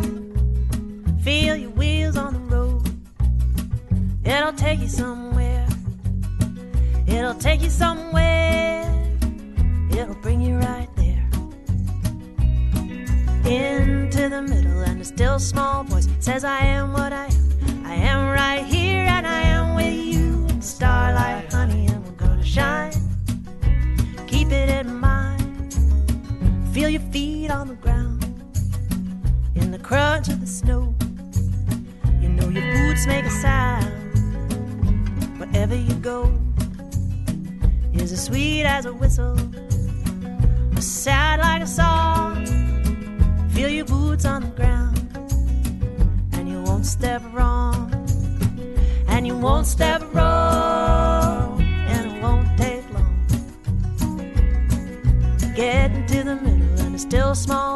says I am what I am, and I'm gonna be strong, and I am with you in the starlight, honey, and I'm gonna shine. Keep it in mind, keep your ear on the river, on the whippoorwill call, on the quiet of an evening, on the rise and fall. Is it crying out to ya? Is it whispering? You gotta lean in, keep listening. It's getting busy in my world, it's getting busy in my head. I get dizzy when I try to find a place to be instead. Feel your wheels on the road and your boots on the ground. Oh, listen to the rise and fall. Try to put it down. Go on and put it down. Go on and let it rain. Get back to the middle, and a still small voice says I am what I am, and this is the thing. I am with you in the starlight, honey, and we're gonna shine. Keep it in mind. Yeah, I am with you in the starlight, honey, and I'm gonna shine. No matter what we do, keep it in mind.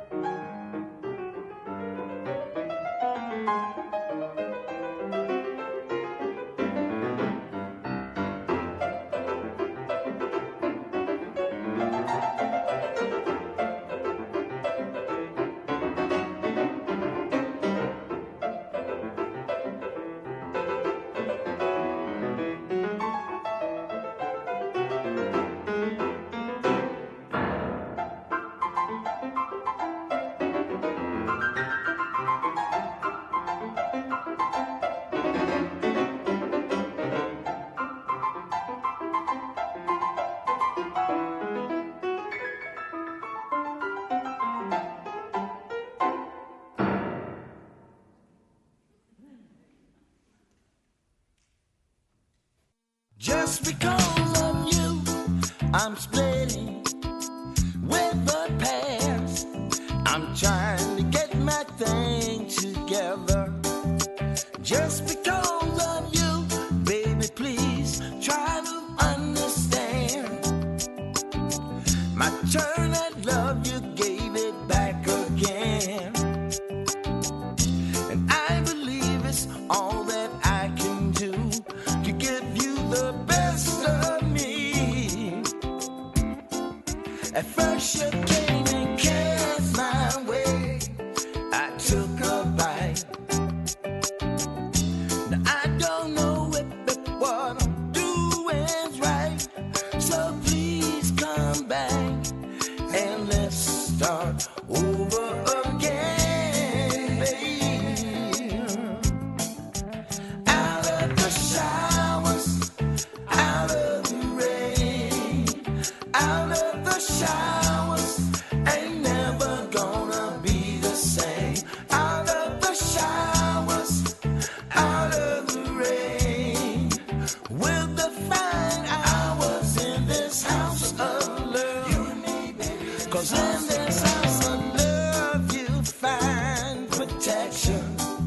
Never in a day where you be neglected. Baby, come on in. Hey girl, come out of the rain. Love again. You ain't never gonna come out of the rain. Baby, come on in. Oh yeah, come out of the rain. With the fine hours in this house of love. Now ever since the first day we were talking, everything that came up clear was so involving. And baby, every day we see it, love was chances. Take me on and come to me, I can manage. 'Cause everybody knows true love is power. And everybody say, come out of the showers. Wanna tell you one thing, that she won't love me. I tell you that she want me. I'm giving her loving, she giving it back to me. She got everything, thing that I need. I'm giving her loving, tell you she's giving it back. Out of the showers, hey girl, come out of the rain. Out of the showers, ain't never gonna be the same. Out of the showers, hey girl, come out of the rain. With the fine hours in this house of love. You and me, baby, in this house of love. Showers, hey girl, come out of the rain. Out of the showers, ain't never gonna be the same. Out of the shower, baby, hey girl, come out of the rain.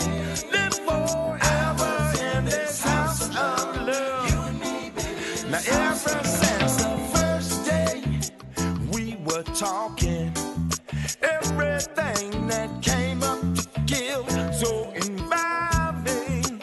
And baby, every day we see it, love us chances. Take me on and come to me, I can manage. 'Cause everybody knows true love is power. Everybody say, come out of the showers. I wanna tell you one thing, that she want the loving. I tell you that she want me. Yeah, for everything I've got, she give it back to me. She's got everything, everything I need. I'm giving her good love, tell you she's giving it back to me. Out of the showers, hey girl, come out of the rain. You ain't never gonna be the same. Out of the showers, hey girl, come out of the rain. With the fine hours in this house of love. You and me, baby. This house of love.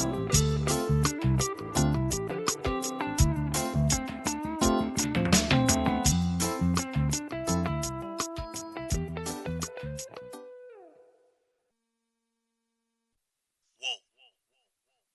This one is for you, man.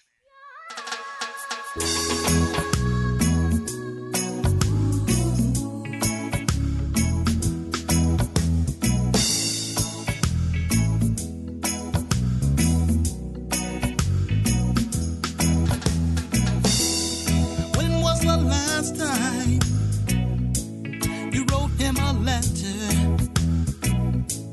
You said, my brother, how are you? When was the last time you said, I love you? And I'm just calling to say that I do. When was the last time you paid him a visit? You said, what is it that seems to trouble your mind?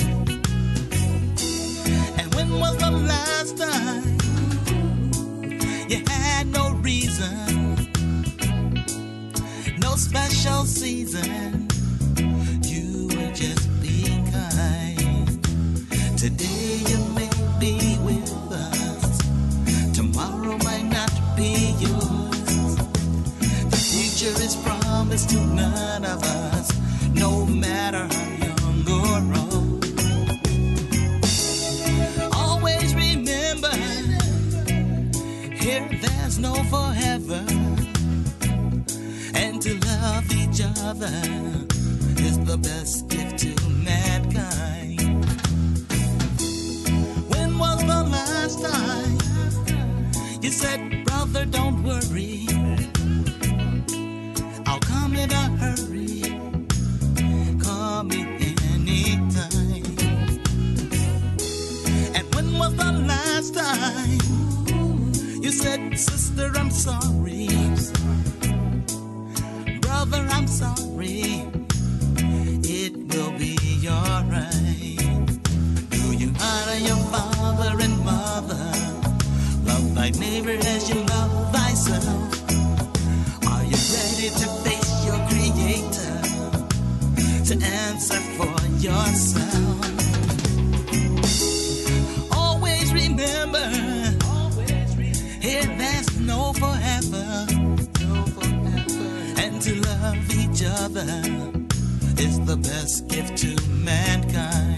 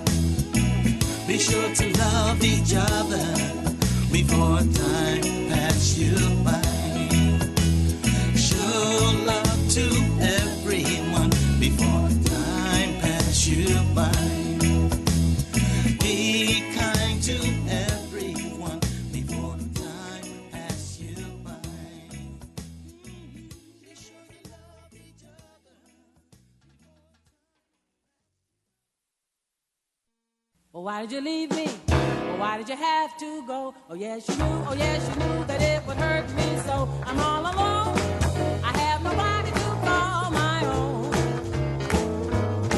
That's why I need somebody to rock me all night long. Because train number one's gone, train number two's gone, train number three has been gone, train number four's gone, train number five's been gone. How long must I wait for you?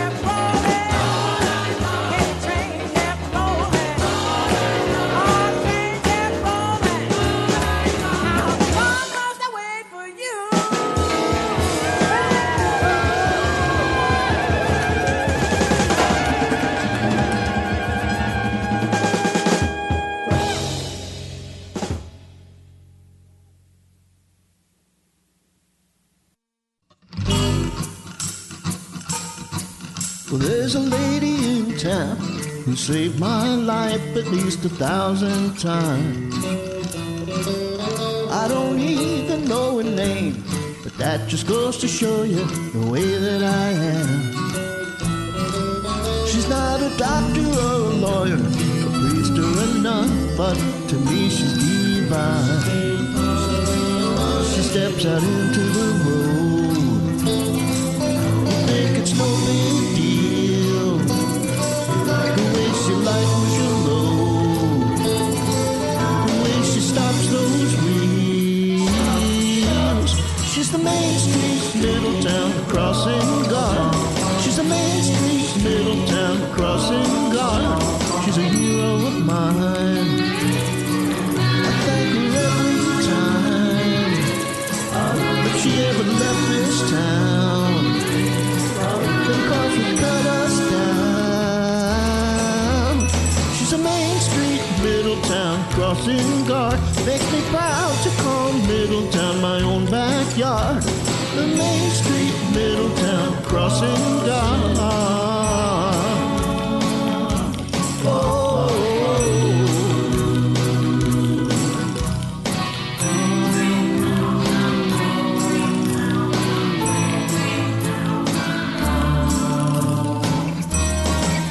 Well, from the Aragoni Bridge or off Route 9, they come a-barreling by.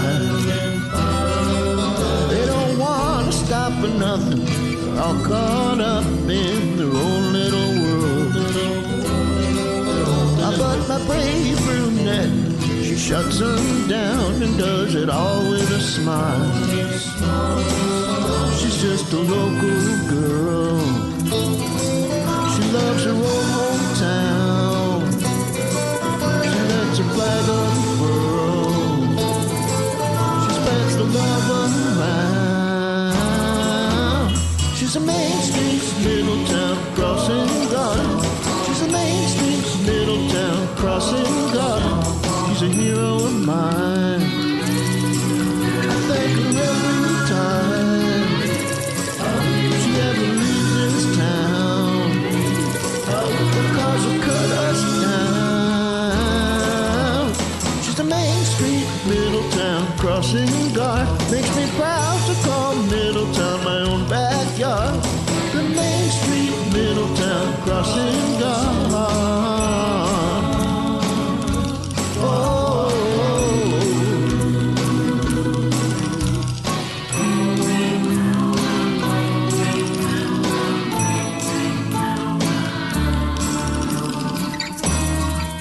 Well, there's a lady in town who saved my life at least 1,000 times. At the Salvation Army, crossing the street to the public market. There's a lady in town who saved my life at least 1,000 times. At the Salvation Army, crossing the street to the public market.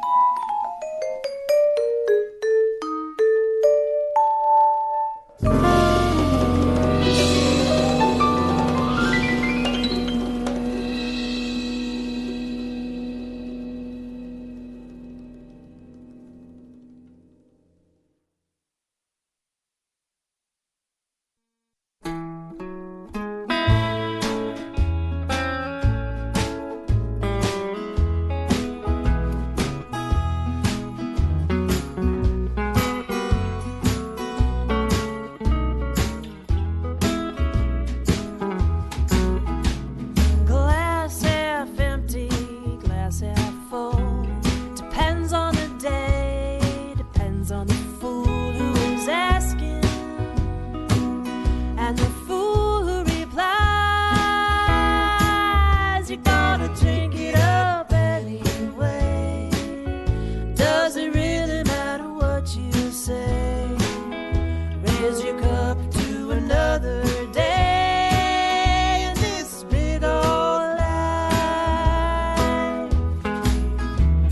Door wide open, door closed down. Depends on the moon, depends on a clown in your head, waving all those signs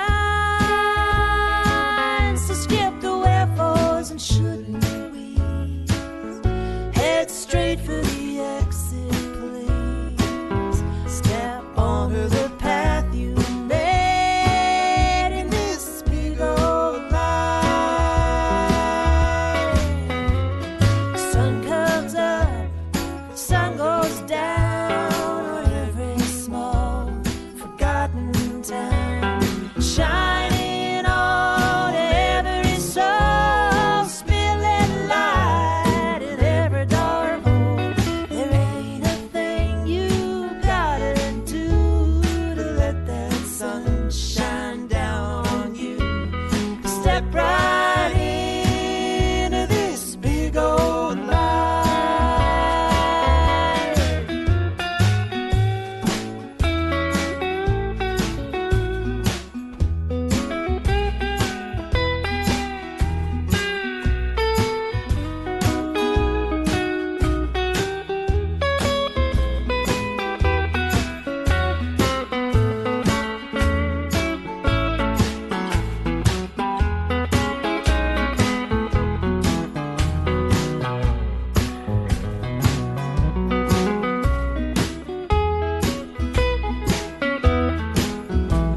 Love me tender, love me not. Depends on the flower, depends on the hard plucking petals and the mirror inside. Are you ready to rise and shine? Are you ready to say be mine? If you are, then let's take a ride in this big old life. Yeah, are you ready to rise and shine? Are you ready to say be mine? If you are, then let's take a ride in this big old life. If you are, then let's take a ride in this big old life.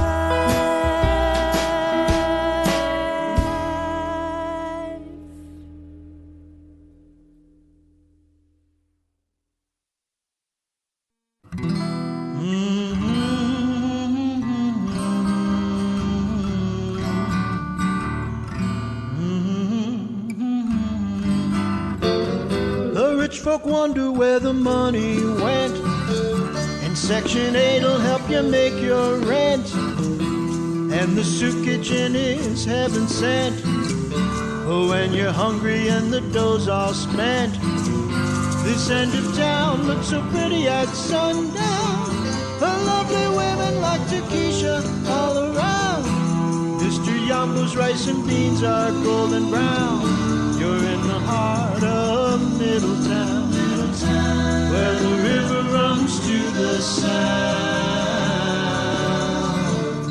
You're in the heart of Middletown. Now up the soccer fields they have a ball, all shapes and sizes as I recall. Parents are screaming and they have their gall, 'cause the coaches don't get nothing at all.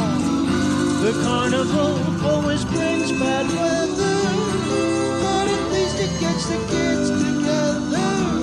From Indian Hill I am looking down on the carnival in Middletown. A mighty river takes you to the sound. You're in the heart of Middletown. La da da, la da da da da, la da da, la da da da. The Dairy Queen, the Woolworth store, ain't there no more. Everything is shiny new. At Brubaker's we do the Jabba Jive. Chelsea and Crystal keep your hopes alive. Joseph and Eloise work hard to thrive. The Wiener Schnitzel makes it worth your drive. We ain't too up, we ain't too down. I guess we're looking for that middle ground. Sometimes I wonder if it can be found here in the heart of Middletown. The mighty river, she is ocean bound. You're in the heart of Middletown. Up, up, up, up, up, up, up, up, up.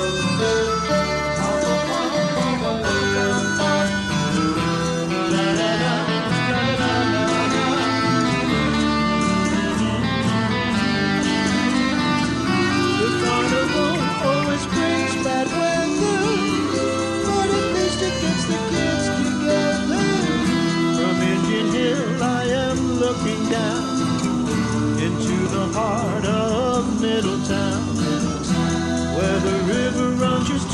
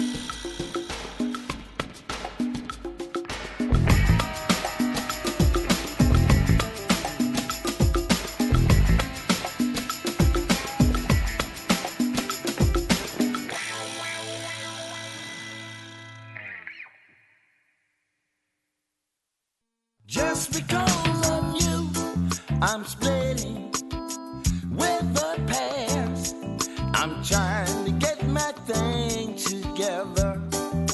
Just because of you, baby, please try to understand. My turn at love, you gave it back again. And I believe it's all that I can do to give you the best of me. At first you came and cast my way. I took a bite. Now I don't know if what I'm doing's right. So please come back and let's start over again, baby. Out of the showers, out of the rain, out of the showers, ain't never gonna be the same. Out of the showers, out of the rain, with the fine hours in this house of love. You and me, baby. 'Cause in this house of love you find protection. Never in a day will you be neglected. Baby, come on in. Hey girl, come out of the rain. Love again. You ain't never gonna come out of the rain. Baby, come on in. Oh yeah, come out of the rain. With the fine hours in this house of love. Now ever since the first day we were talking, everything that came up clear was so involving. And baby, every day we see it, love the chances. Take me on and come to me, I can manage. 'Cause everybody knows true love is power. And everybody saying, come out of the showers. Wanna tell you one thing, that she won't love me. I tell you that she won't me. I'm giving her loving, she giving it back to me. She got everything, thing that I need. I'm giving her loving, tell you she's giving it back. Out of the showers, hey girl, come out of the rain. Out of the showers, ain't never gonna be the same. Out of the showers, hey girl, come out of the rain. With the fine hours in this house of love. You and me, baby, in this house of love. Showers, hey girl, come out of the rain. Out of the showers, ain't never gonna be the same. Out of the showers, baby, hey girl, come out of the rain. Live forever in this house of love. You and me, baby. Now ever since the first day we were talking, everything that came up to give so involving.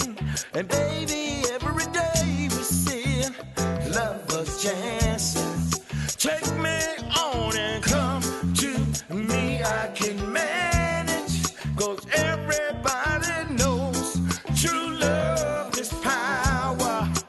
Everybody say, come out of the showers. I wanna tell you one thing, that she want the loving. I tell you that she want me. Yeah, for everything I've got, she give it back to me. She's got everything, everything I need. I'm giving her good love, tell you she's giving it back to me. Out of the showers, hey girl, come out of the rain. You ain't never gonna be the same. Out of the showers, hey girl,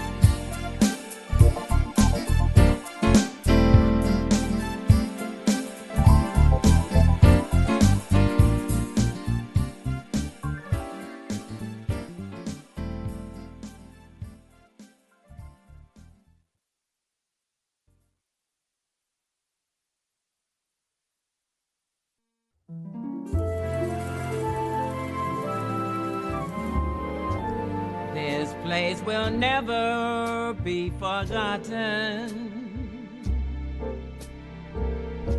A lovely place called Middletown. I know I'll always remember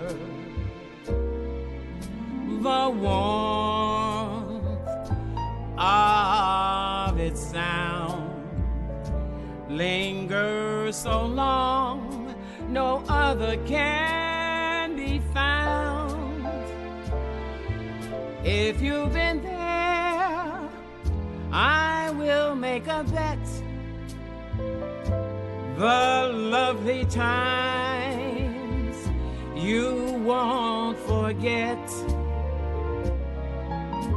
The chimes that are played echo through time, uncountable by days. The city park you'll have to see, and Harbor Park's a place to be. Oh yes, Middletown's remembered. I seem to often feel it near somehow. Often I can hear its lovely tone. And City Hall has a beauty, such a beauty on its own. So no one can say a town so dear will ever go away. I love it now and always will. Believe me, Middletown will leave you so fulfilled. Connecticut, that is. Middletown. Middletown. Middletown, Connecticut.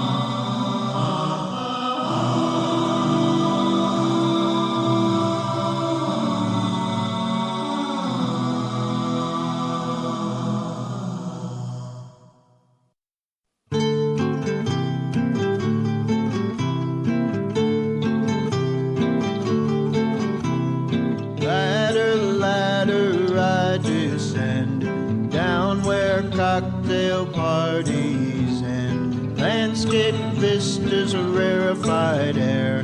It's too freezing cold up there.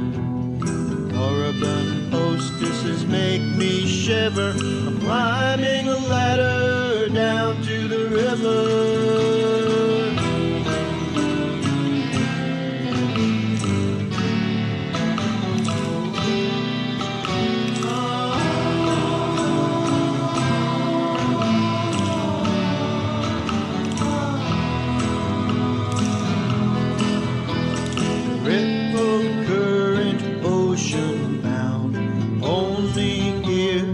I bow down, sink my toes in fish rank muck, soft and warm and full of suck.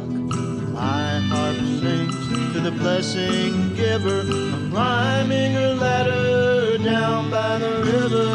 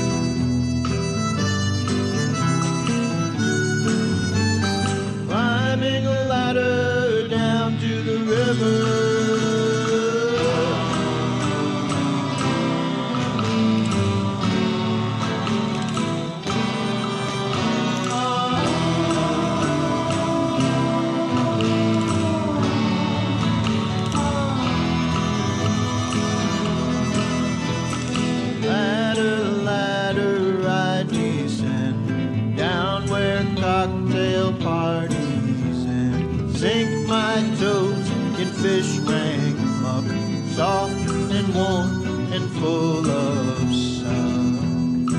My harp sings to the blessing giver. I'm climbing a ladder down by the river.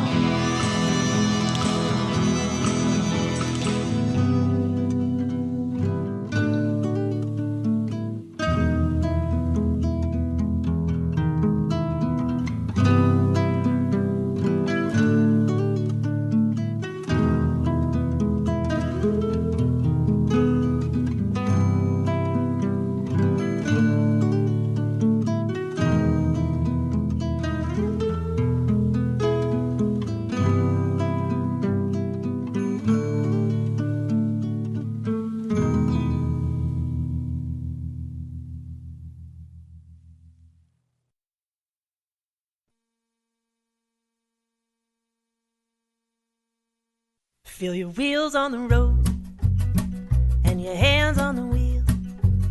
Watch the way that the world makes you feel. Is it a heavy load or is it lighter than air? Feel your wheels on the road. It'll take you somewhere. It'll take you somewhere. It'll bring you right there. Into the middle, and a still small voice says I am what I am. I am right here and I am with you. Starlight, honey, and we're gonna shine. Keep it in mind. Feel your feet on the ground in the crunch of the snow. You know your boots make a sound wherever you go. Is as sweet as a whistle, sad like a song. Feel your boots on the ground, and you won't step wrong, and you won't step wrong, and it won't take the middle, and a still small voice says I am what I am, and I'm gonna be strong, and I am with you in the starlight, honey, I'm gonna shine. Keep it in mind, keep your ear on the river, on the whippoorwill call, on the quiet of an evening, on the rise and fall. Is it crying out to ya? Is it whispering? You gotta lean in, keep listening. It's getting busy in my world, it's getting busy in my head. I get dizzy when I try to find a place to be instead. Feel your wheels on the road and your boots on the ground. Oh, listen to the rise and fall. Try to put it down. Go on and put it down. Go on and let it rain. Get back to the middle, and a still small voice says I am what I am, and this is the thing. I am with you in the starlight, honey, I'm gonna shine. Keep it in mind. Yeah, I am with you in the starlight, honey, and I'm gonna shine. No matter what we do, keep it in mind.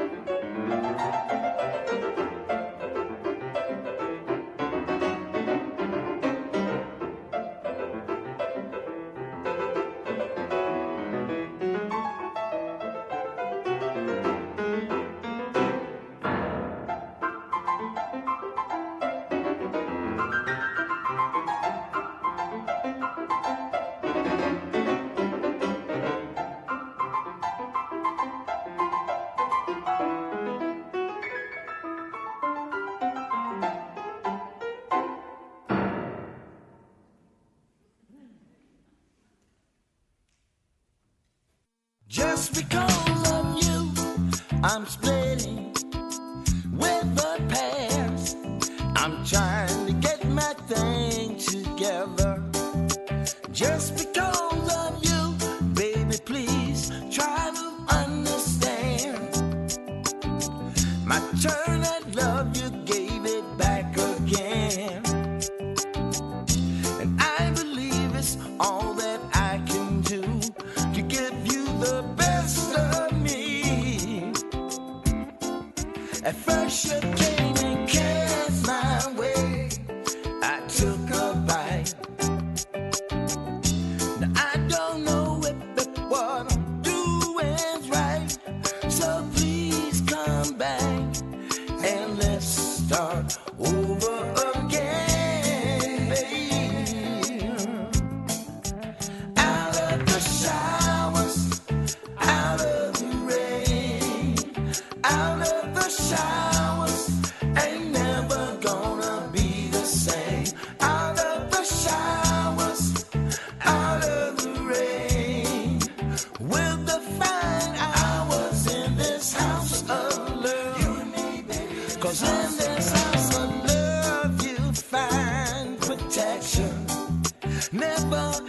a day where you be neglected.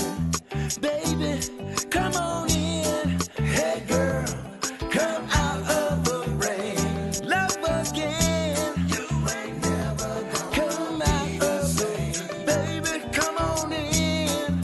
Oh yeah, come out of the rain. With the fine hours in this house of love. Now ever since the first day we were talking, everything that came up clear was so involving. And baby, every day we see it, love was chances. Take me on and come to me, I can manage. 'Cause everybody knows true love is power. And everybody saying, come out of the showers. Wanna tell you one thing, that she won't love me. I tell you that she won't me. I'm giving her loving, she giving it back to me. She got everything, thing that I need. I'm giving her loving, tell you she's giving it back. Out of the showers, hey girl, come out of the rain. Out of the showers, ain't never gonna be the same. Out of the showers, hey girl, come out of the rain. With the fine hours in this house of love. You and me, baby, in this house of love. Showers, hey girl, come out of the rain. Out of the showers, ain't never gonna be the same. Out of the shower, baby, hey girl, come out of the rain. Live forever in this house of love. You and me, baby. Now ever since the first day we were talking, everything that came up to kill so involving. And baby, every day we see it, love us chances. Take me on and come to me, I can manage. 'Cause everybody knows true love is power. Everybody sing, come out of the showers. I wanna tell you one thing, that she want the loving. I tell you that she want me. Yeah, for everything I've got, she give it back to me. She's got everything, everything I need. I'm giving her good love, tell you she's giving it back to me. Out of the showers, hey girl, come out of the rain. You ain't never gonna be the same. Out of the showers, hey girl, come out of the rain. With the fine hours in this house of love. You and me, baby.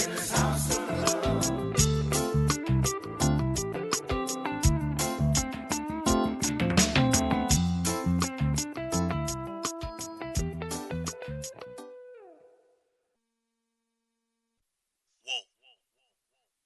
This one is for you, man.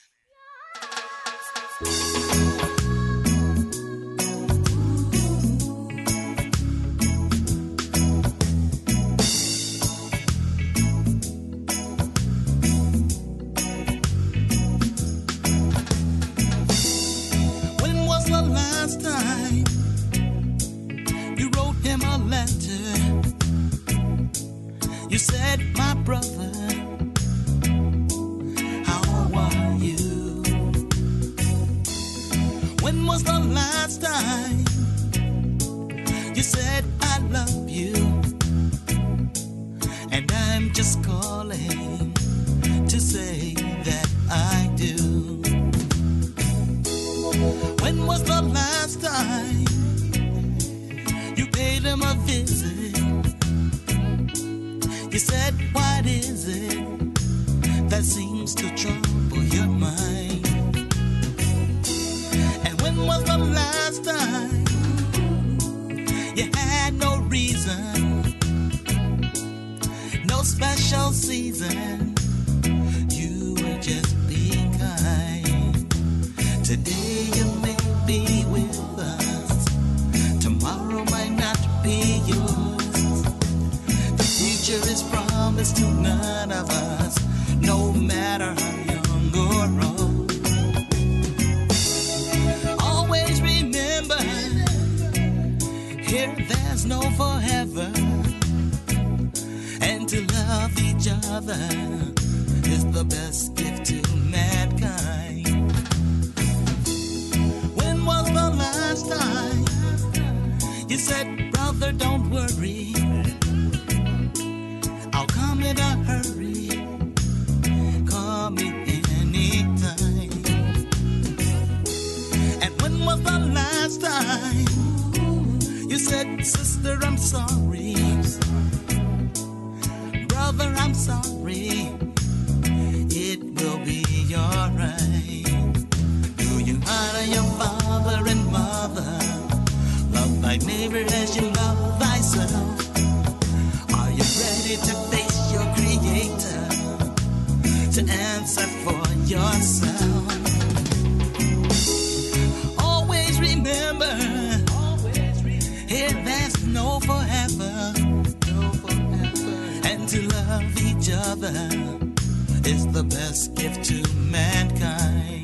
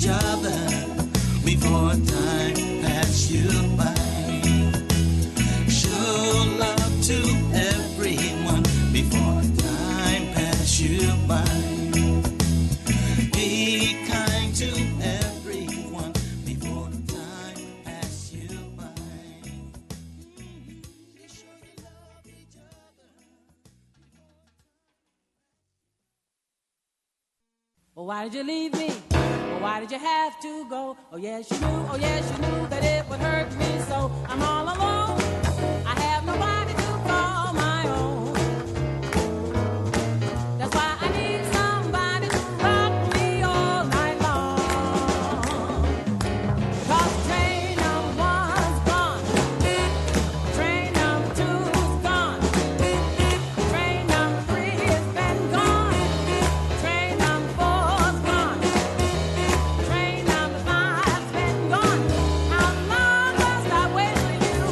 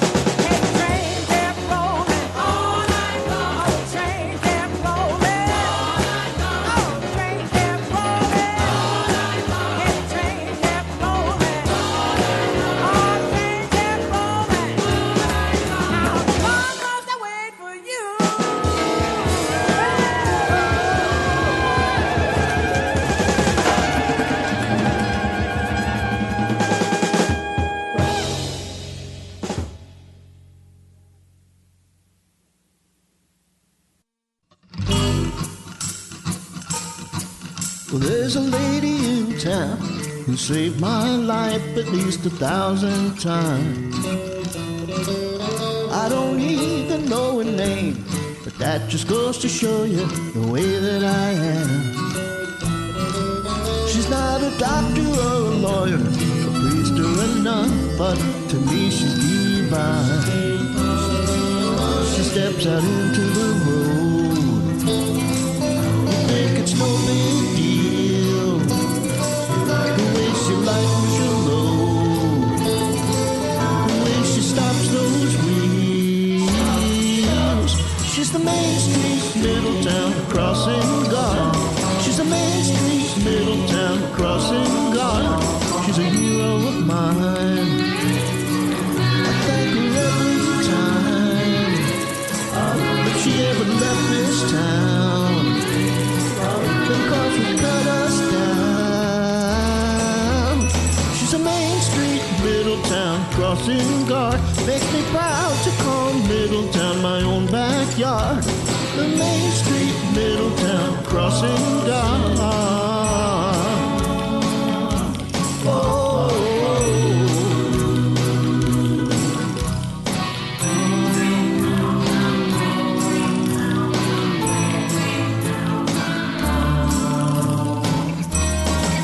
Well, from the Aragoni Bridge or off Route 9, they come a-barreling by.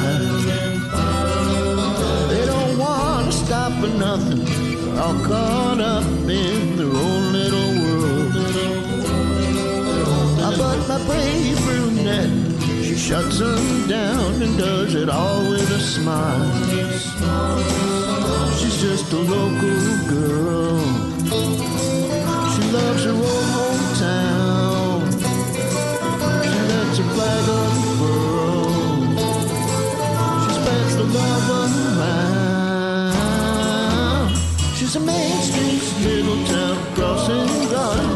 She's a Main Street Middletown crossing guard.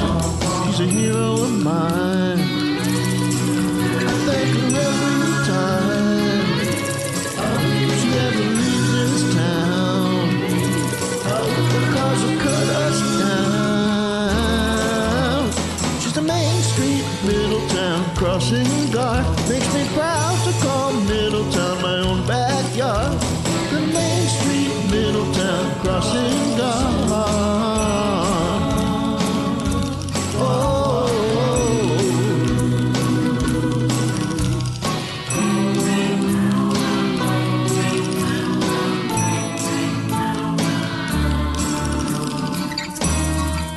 Well, there's a lady in town who saved my life at least 1,000 times. At the Salvation Army, crossing the street to the public market. There's a lady in town who saved my life at least 1,000 times. At the Salvation Army, crossing the street to the public market.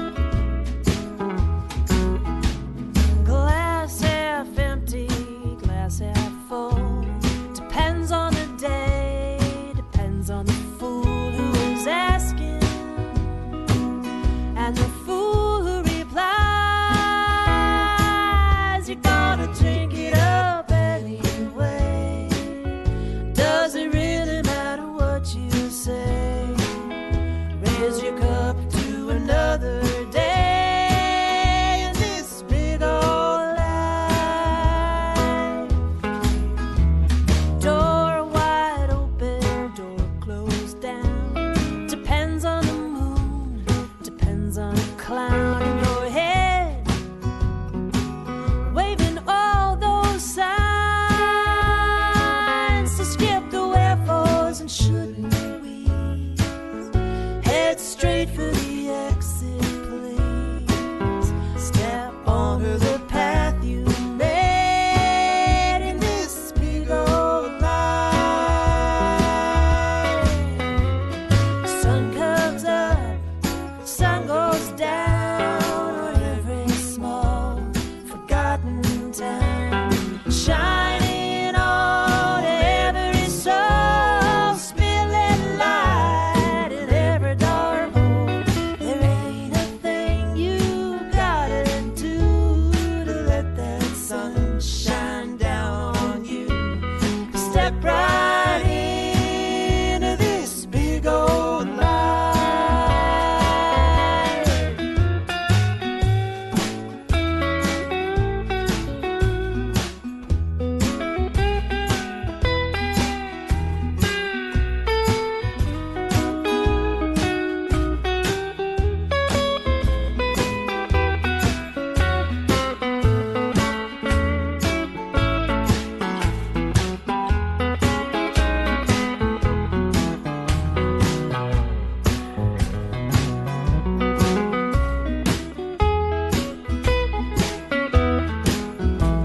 Love me tender, love me not. Depends on the flower, depends on the hard plucking petals and the mirror inside. Are you ready to rise and shine? Are you ready to say be mine? If you are, then let's take a ride in this big old life. Yeah, are you ready to rise and shine? Are you ready to say be mine? If you are, then let's take a ride in this big old life. If you are, then let's take a ride in this big old life.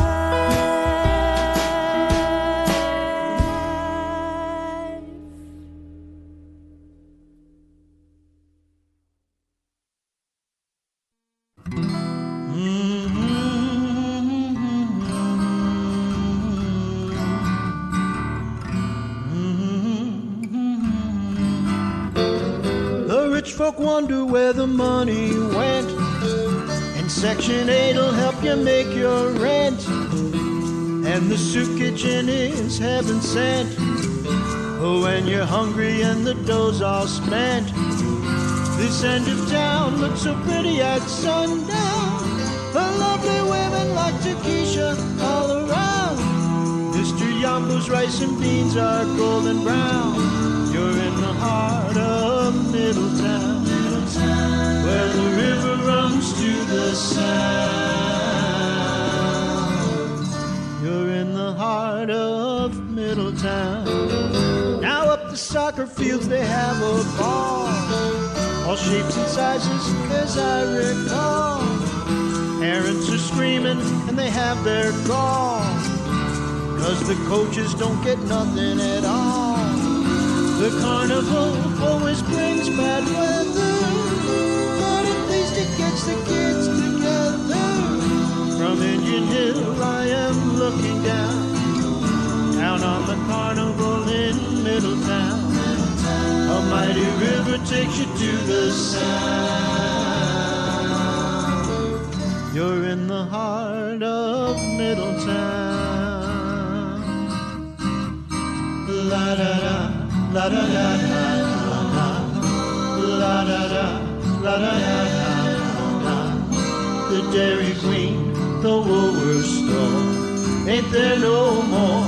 Everything is shiny new. At Brubaker's we do the Jabba Jive. Chelsea and Crystal hopes alive. Joseph and Eloise work hard to thrive. The Wiener Schnitzel makes it worth your drive. We ain't too up, we ain't too down. I guess we're looking for that middle ground. Sometimes I wonder if it can be found here in the heart of Middletown. The mighty river, she is ocean bound. You're in the heart of Middletown. Up, up, up, up, up, up, up, up, up.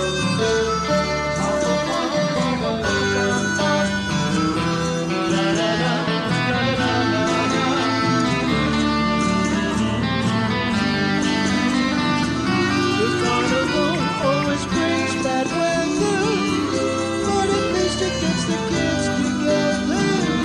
From Indian Hill I am looking down into the heart of Middletown, where the river runs just to the sound.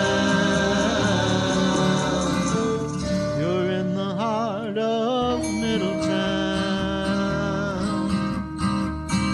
La da da, la da da, la da da, la da da, la da da, la da da.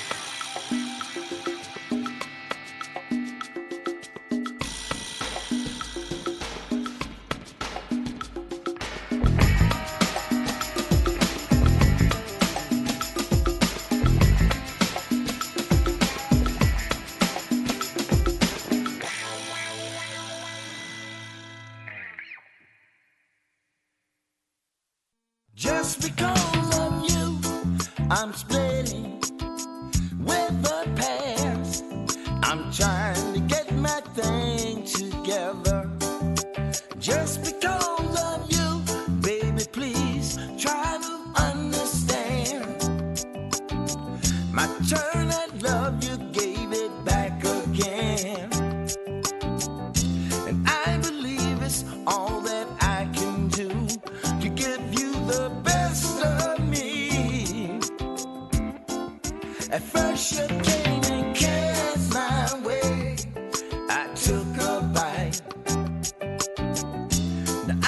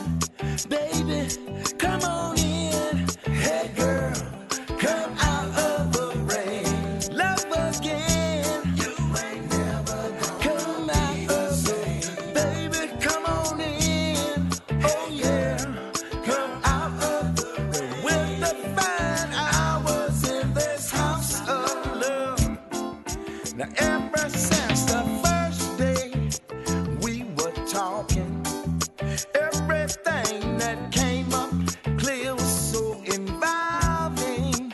And baby, every day we see it, love her chances. Take me on and come to me, I can manage. 'Cause everybody knows true love is power. And everybody saying, come out of the showers. I wanna tell you one thing, that she won't love it. I tell you that she won't me. I'm giving her loving, she giving it back to me. She got everything, thing that I need. I'm giving her loving, tell you she's giving it back. Out of the showers, hey girl, come out of the rain. Out of the showers, ain't never gonna be the same. Out of the showers, hey girl, come out of the rain. We'll define hours in this house of love. You and me, baby, in this house of love. Showers, hey girl, come out of the rain. Out of the showers, ain't never gonna be the same. Out of the shower, baby, hey girl, come out of the rain.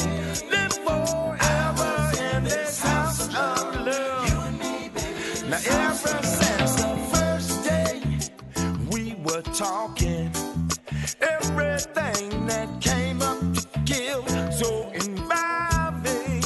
And baby, every day we see lovers chances. Take me on and come to me, I can manage. 'Cause everybody knows true love is power. Everybody sing, come out of the showers. I wanna tell you one thing, that she want the loving. I tell you that she want me. Give her everything I've got, she give it back to me.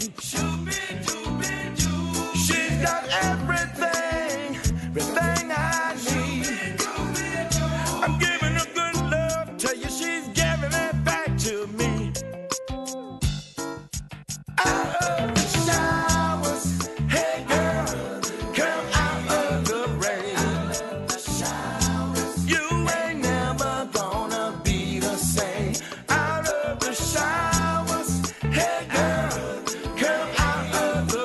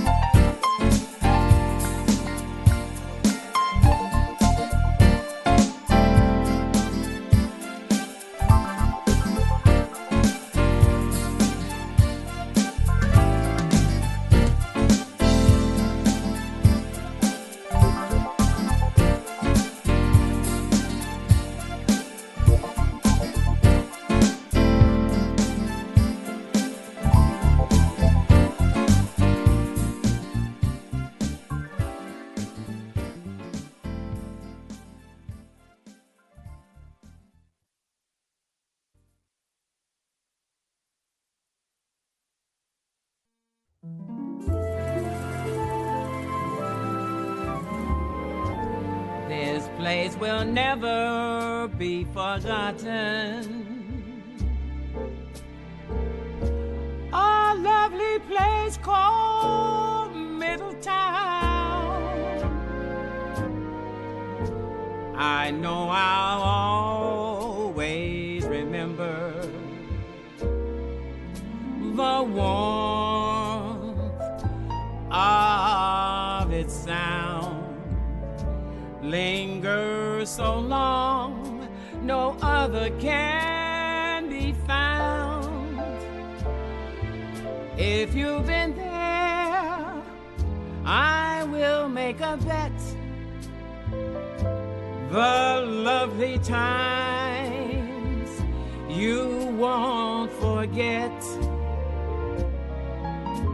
The chimes that are played echo through time, uncountable by days.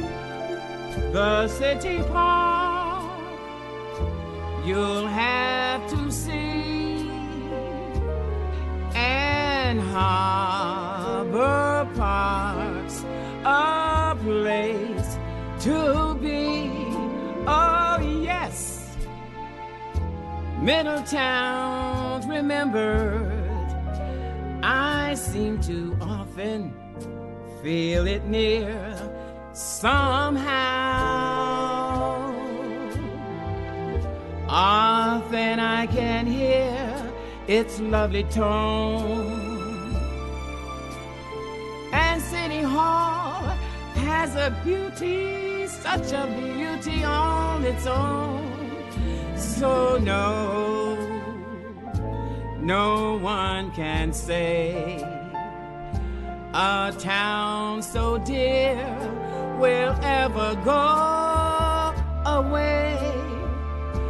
I love it now and always will. Believe me, Middletown will leave you so fulfilled. Connecticut, that is. Middletown. Middletown. Middletown, Connecticut.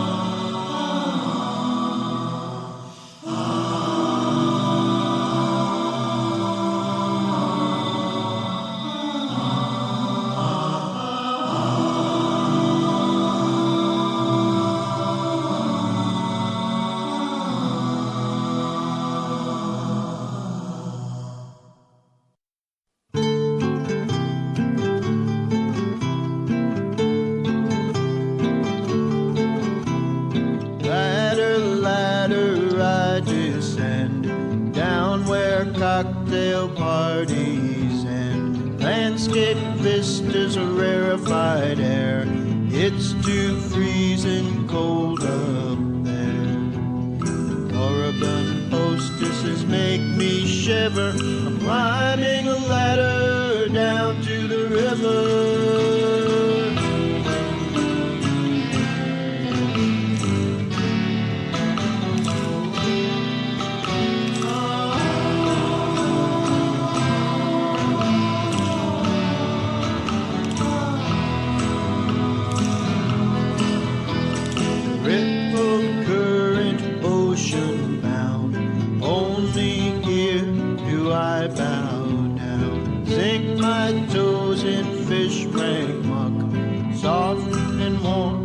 Full of suck. My harp sings to the blessing giver. I'm climbing a ladder down by the river.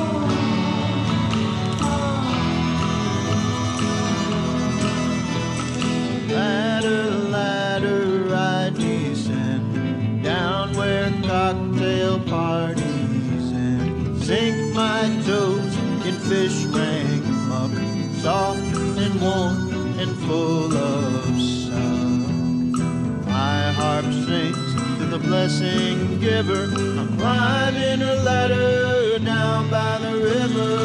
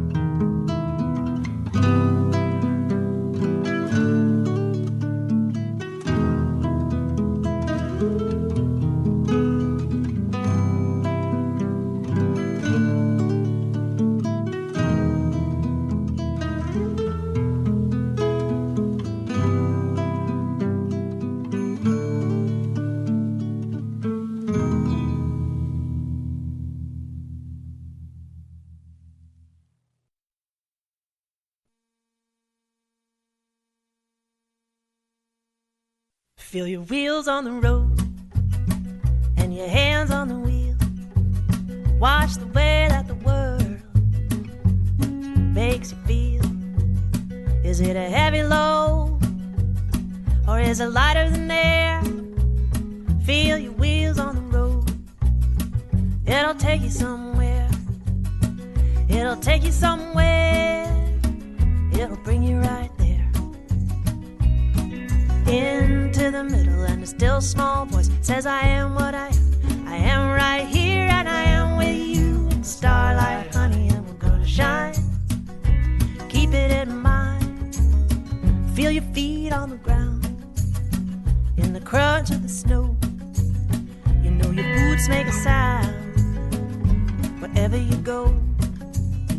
Is as sweet as a whistle, or sad like a song.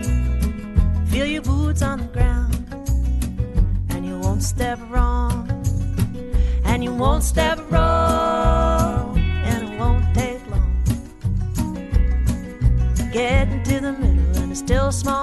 says I am what I am, and I'm gonna be strong, and I am with you in the starlight, honey, I'm gonna shine. Keep it in mind, keep your ear on the river, on the whippoorwill call, on the quiet of an evening, on the rise and fall. Is it crying out to ya? Is it whispering?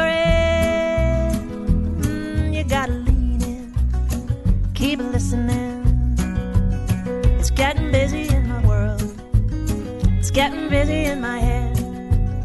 I get dizzy when I try to find a place to be instead. Feel your wheels on the road and your boots on the ground. Oh, listen to the rise and fall. Try to put it down. Go on and put it down. Go on and let it rain. Get back to the middle, and a still small voice says I am what I am, and this is the thing. I am with you in the starlight, honey, I'm gonna shine. Keep it in mind. Yeah, I am with you in the starlight, honey, and I'm gonna shine. No matter what we do, keep it in mind.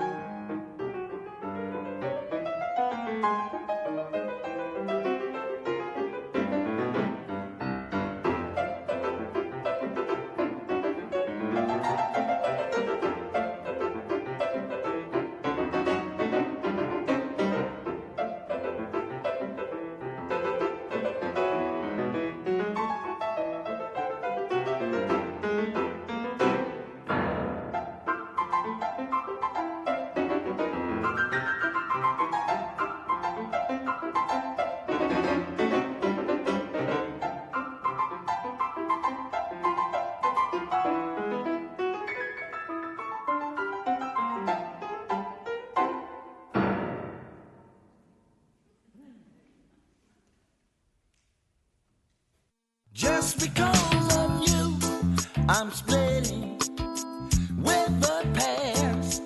I'm trying to get my thing together. Just because of you, baby, please try to understand. My turn at love, you gave it back again. And I believe it's all that I can do to give you the best of me.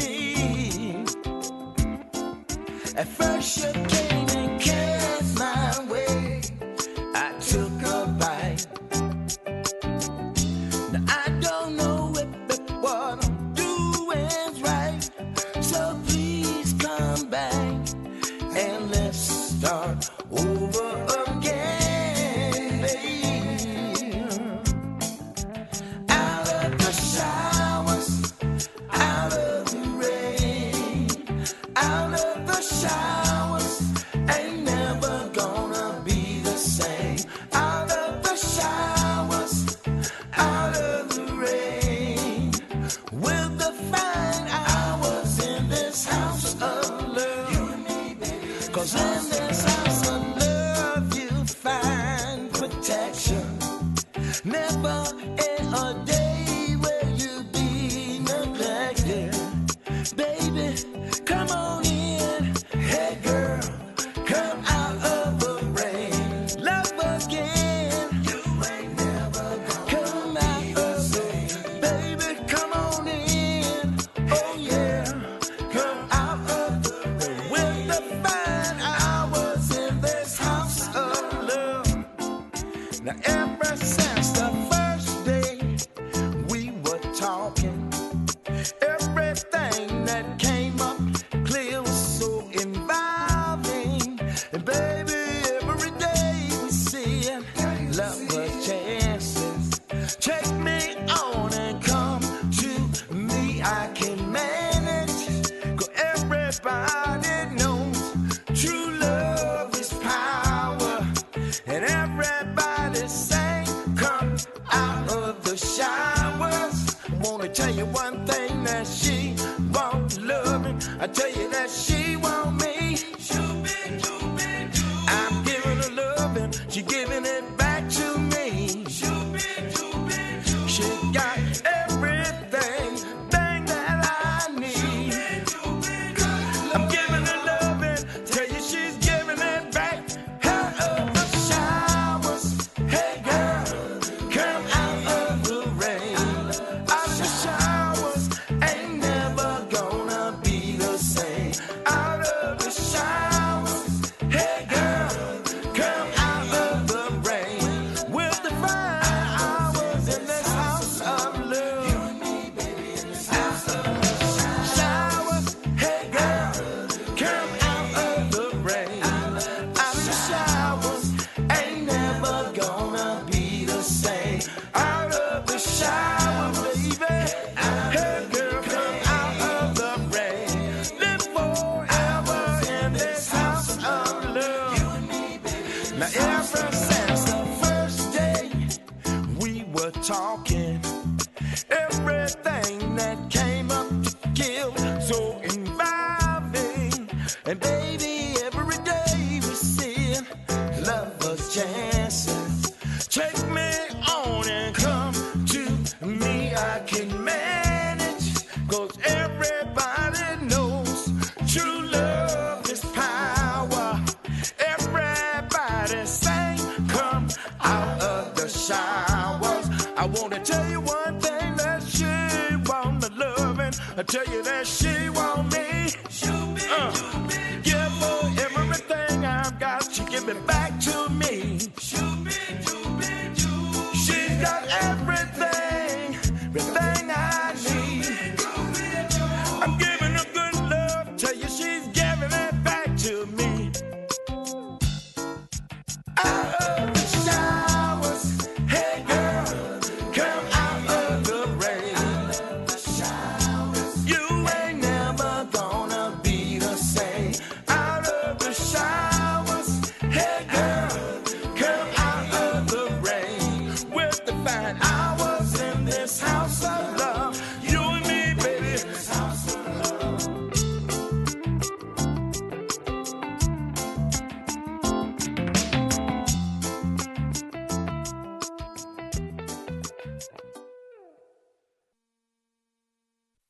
Whoa.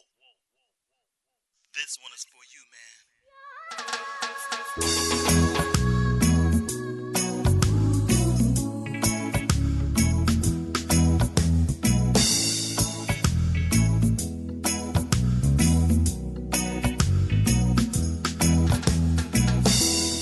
When was the last time you wrote him a letter?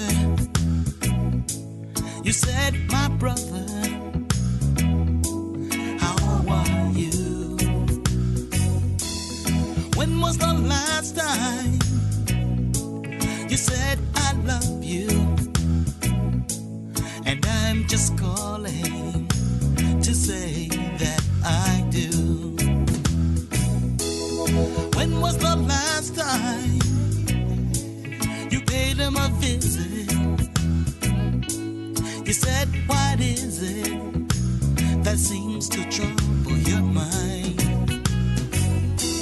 And when was the last time you had no reason reason, no special season. You were just being kind. Today you may be with us, tomorrow might not be yours.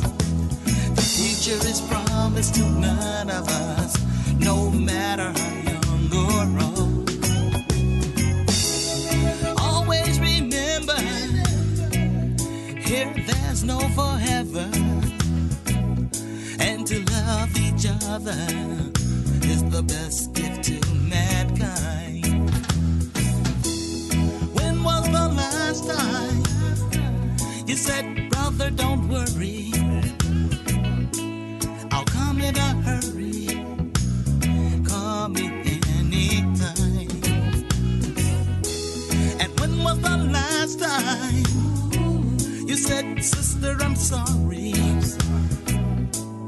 brother, I'm sorry, it will be alright? Do you honor your father and mother? Love thy neighbor as you love thyself. Are you ready to face your creator, to answer for yourself? Always remember, here there's no forever, and to love each other is the best gift to mankind.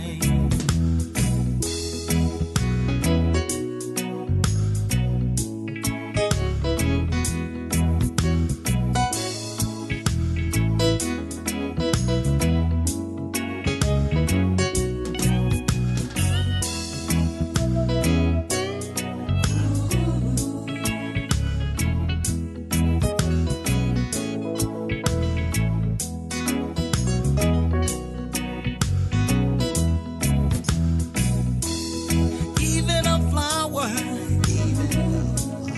needs to be nurtured. If you give it no water, it will wither away and die. Have you considered, if there's no forever, be sure to love each other before time passes you by. Show love to everyone before time passes you by. Be kind to everyone before time passes you by. Be sure to love each other. Well, why did you leave me? Well, why did you have to go? Oh yes you knew that it would hurt me so. I'm all alone, I have nobody to call my own. That's why I need somebody to rock me all night long. 'Cause train number one's gone, train number two's gone, train number three has been gone, train number four's gone, train number five's been gone. How long must I wait for you?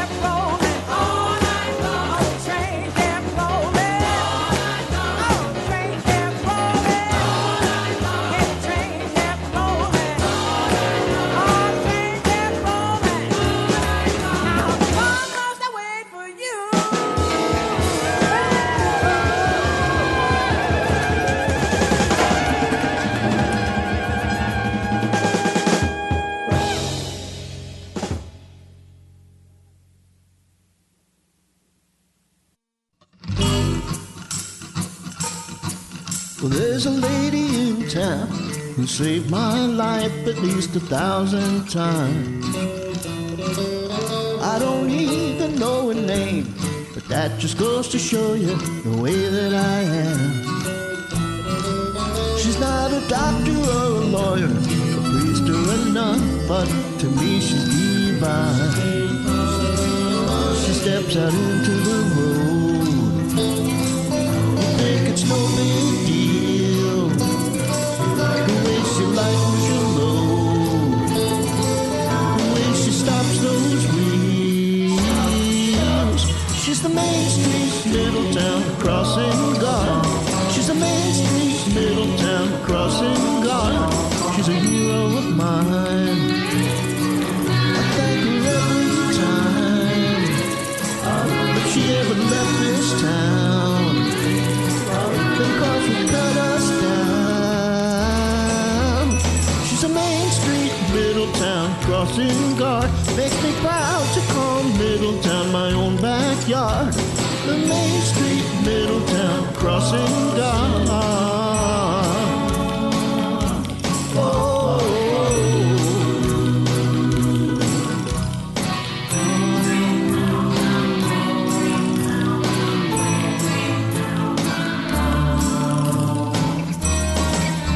From the Aragoni Bridge or off Route 9, they come a-barreling by. They don't want to stop for nothing. They're all caught up in their own little world. But my brave brunette, she shuts them down and does it all with a smile. She's just a local girl. She loves her old hometown. She lets her flag unfurl. She spreads the love around. She's a Main Street Middletown crossing guard. She's a Main Street Middletown crossing guard. She's a hero of mine. I thank her every time she ever leaves this town. Because you cut us down. She's the Main Street Middletown crossing guard. Makes me proud to call Middletown my own backyard. The Main Street Middletown crossing guard.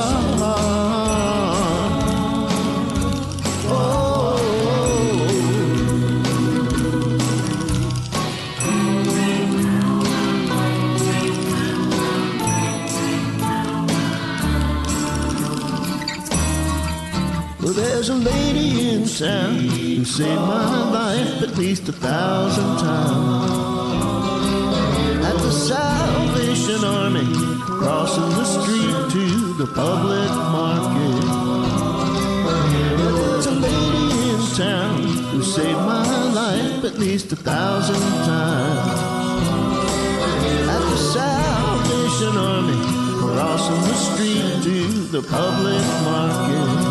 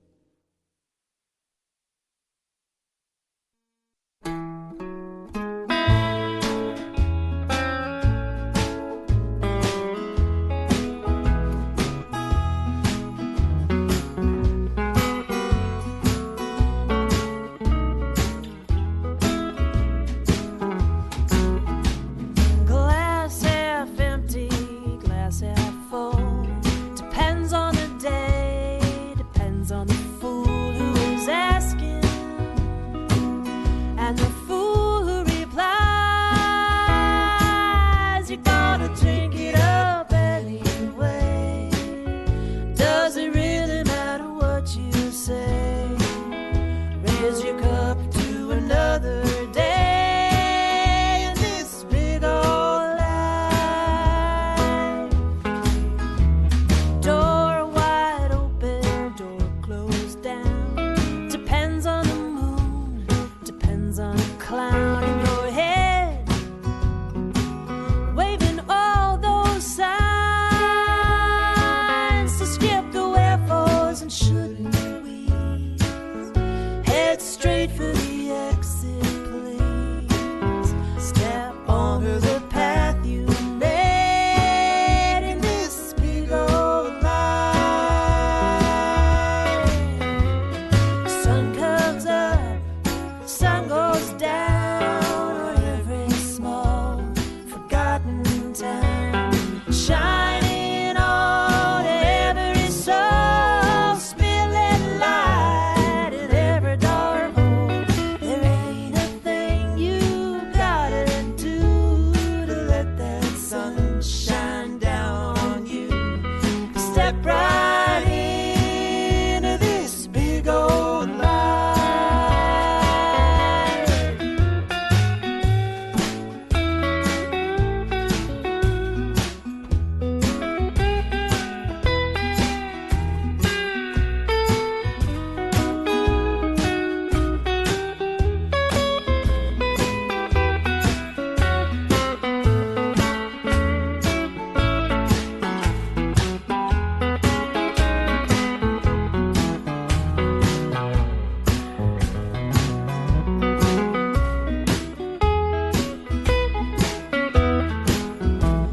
Love me tender, love me not. Depends on the flower, depends on the hard plucking petals and the mirror inside. Are you ready to rise and shine?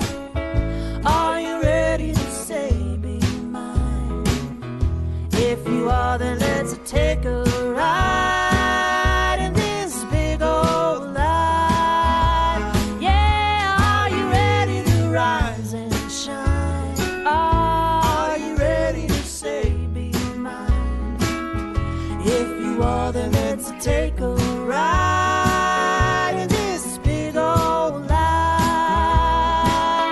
If you are, then let's take a ride in this big old life.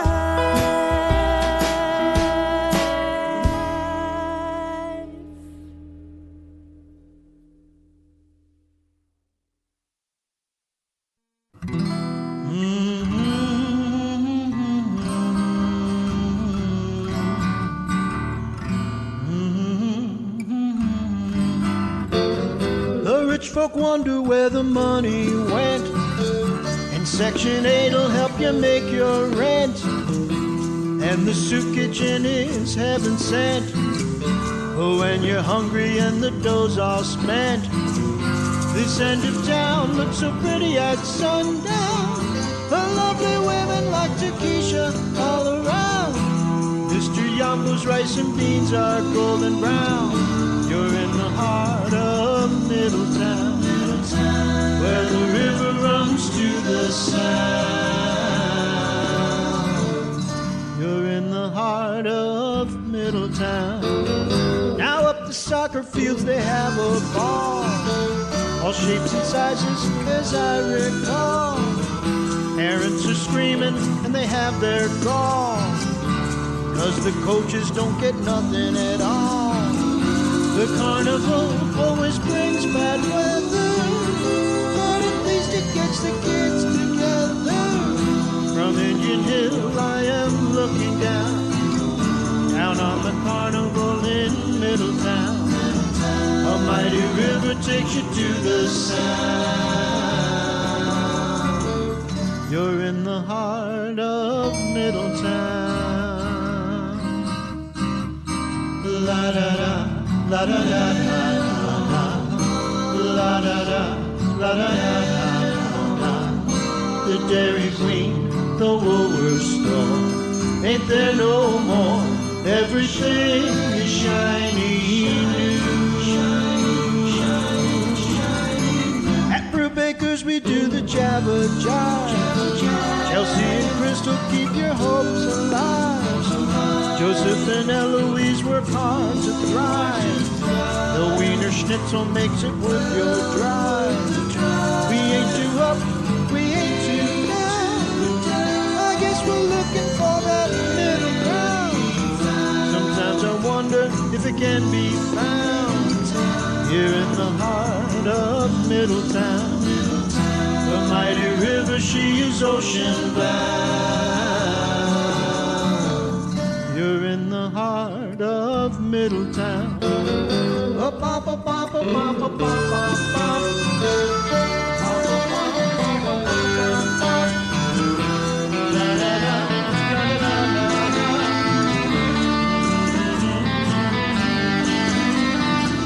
The carnival always brings bad weather, but at least it gets the kids together.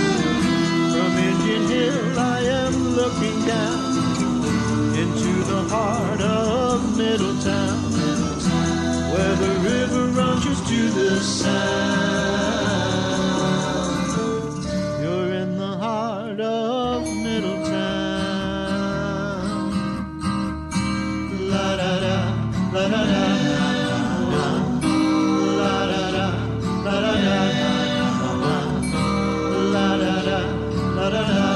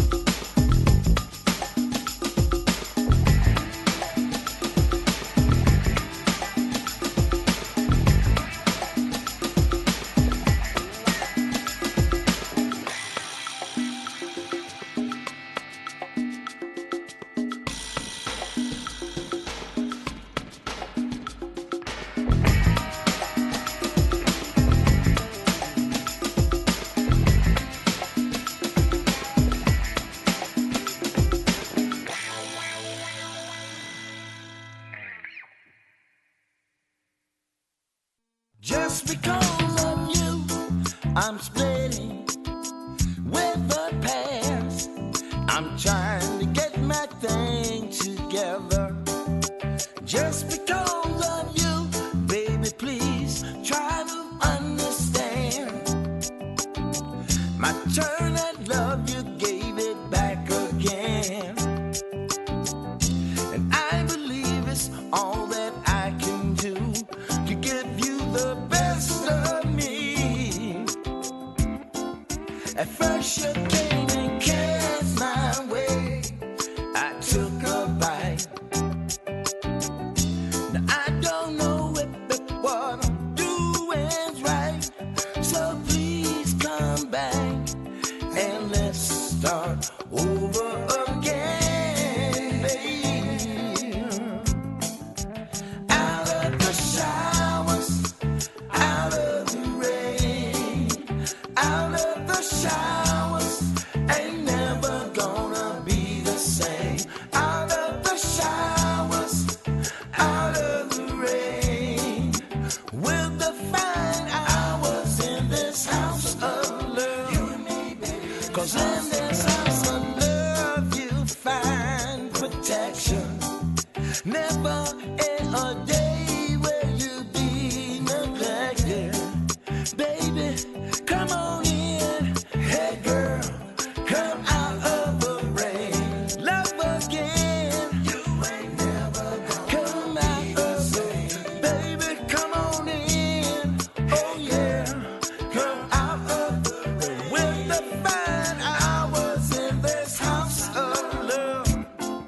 Now ever since the first day we were talking, everything that came up clear was so involving. And baby, every day we see it, love was chances. Take me on and come to me, I can manage. 'Cause everybody knows true love is power. And everybody say, come out of the showers. Wanna tell you one thing, that she won't love me. I tell you that she want me. I'm giving her loving, she giving it back to me.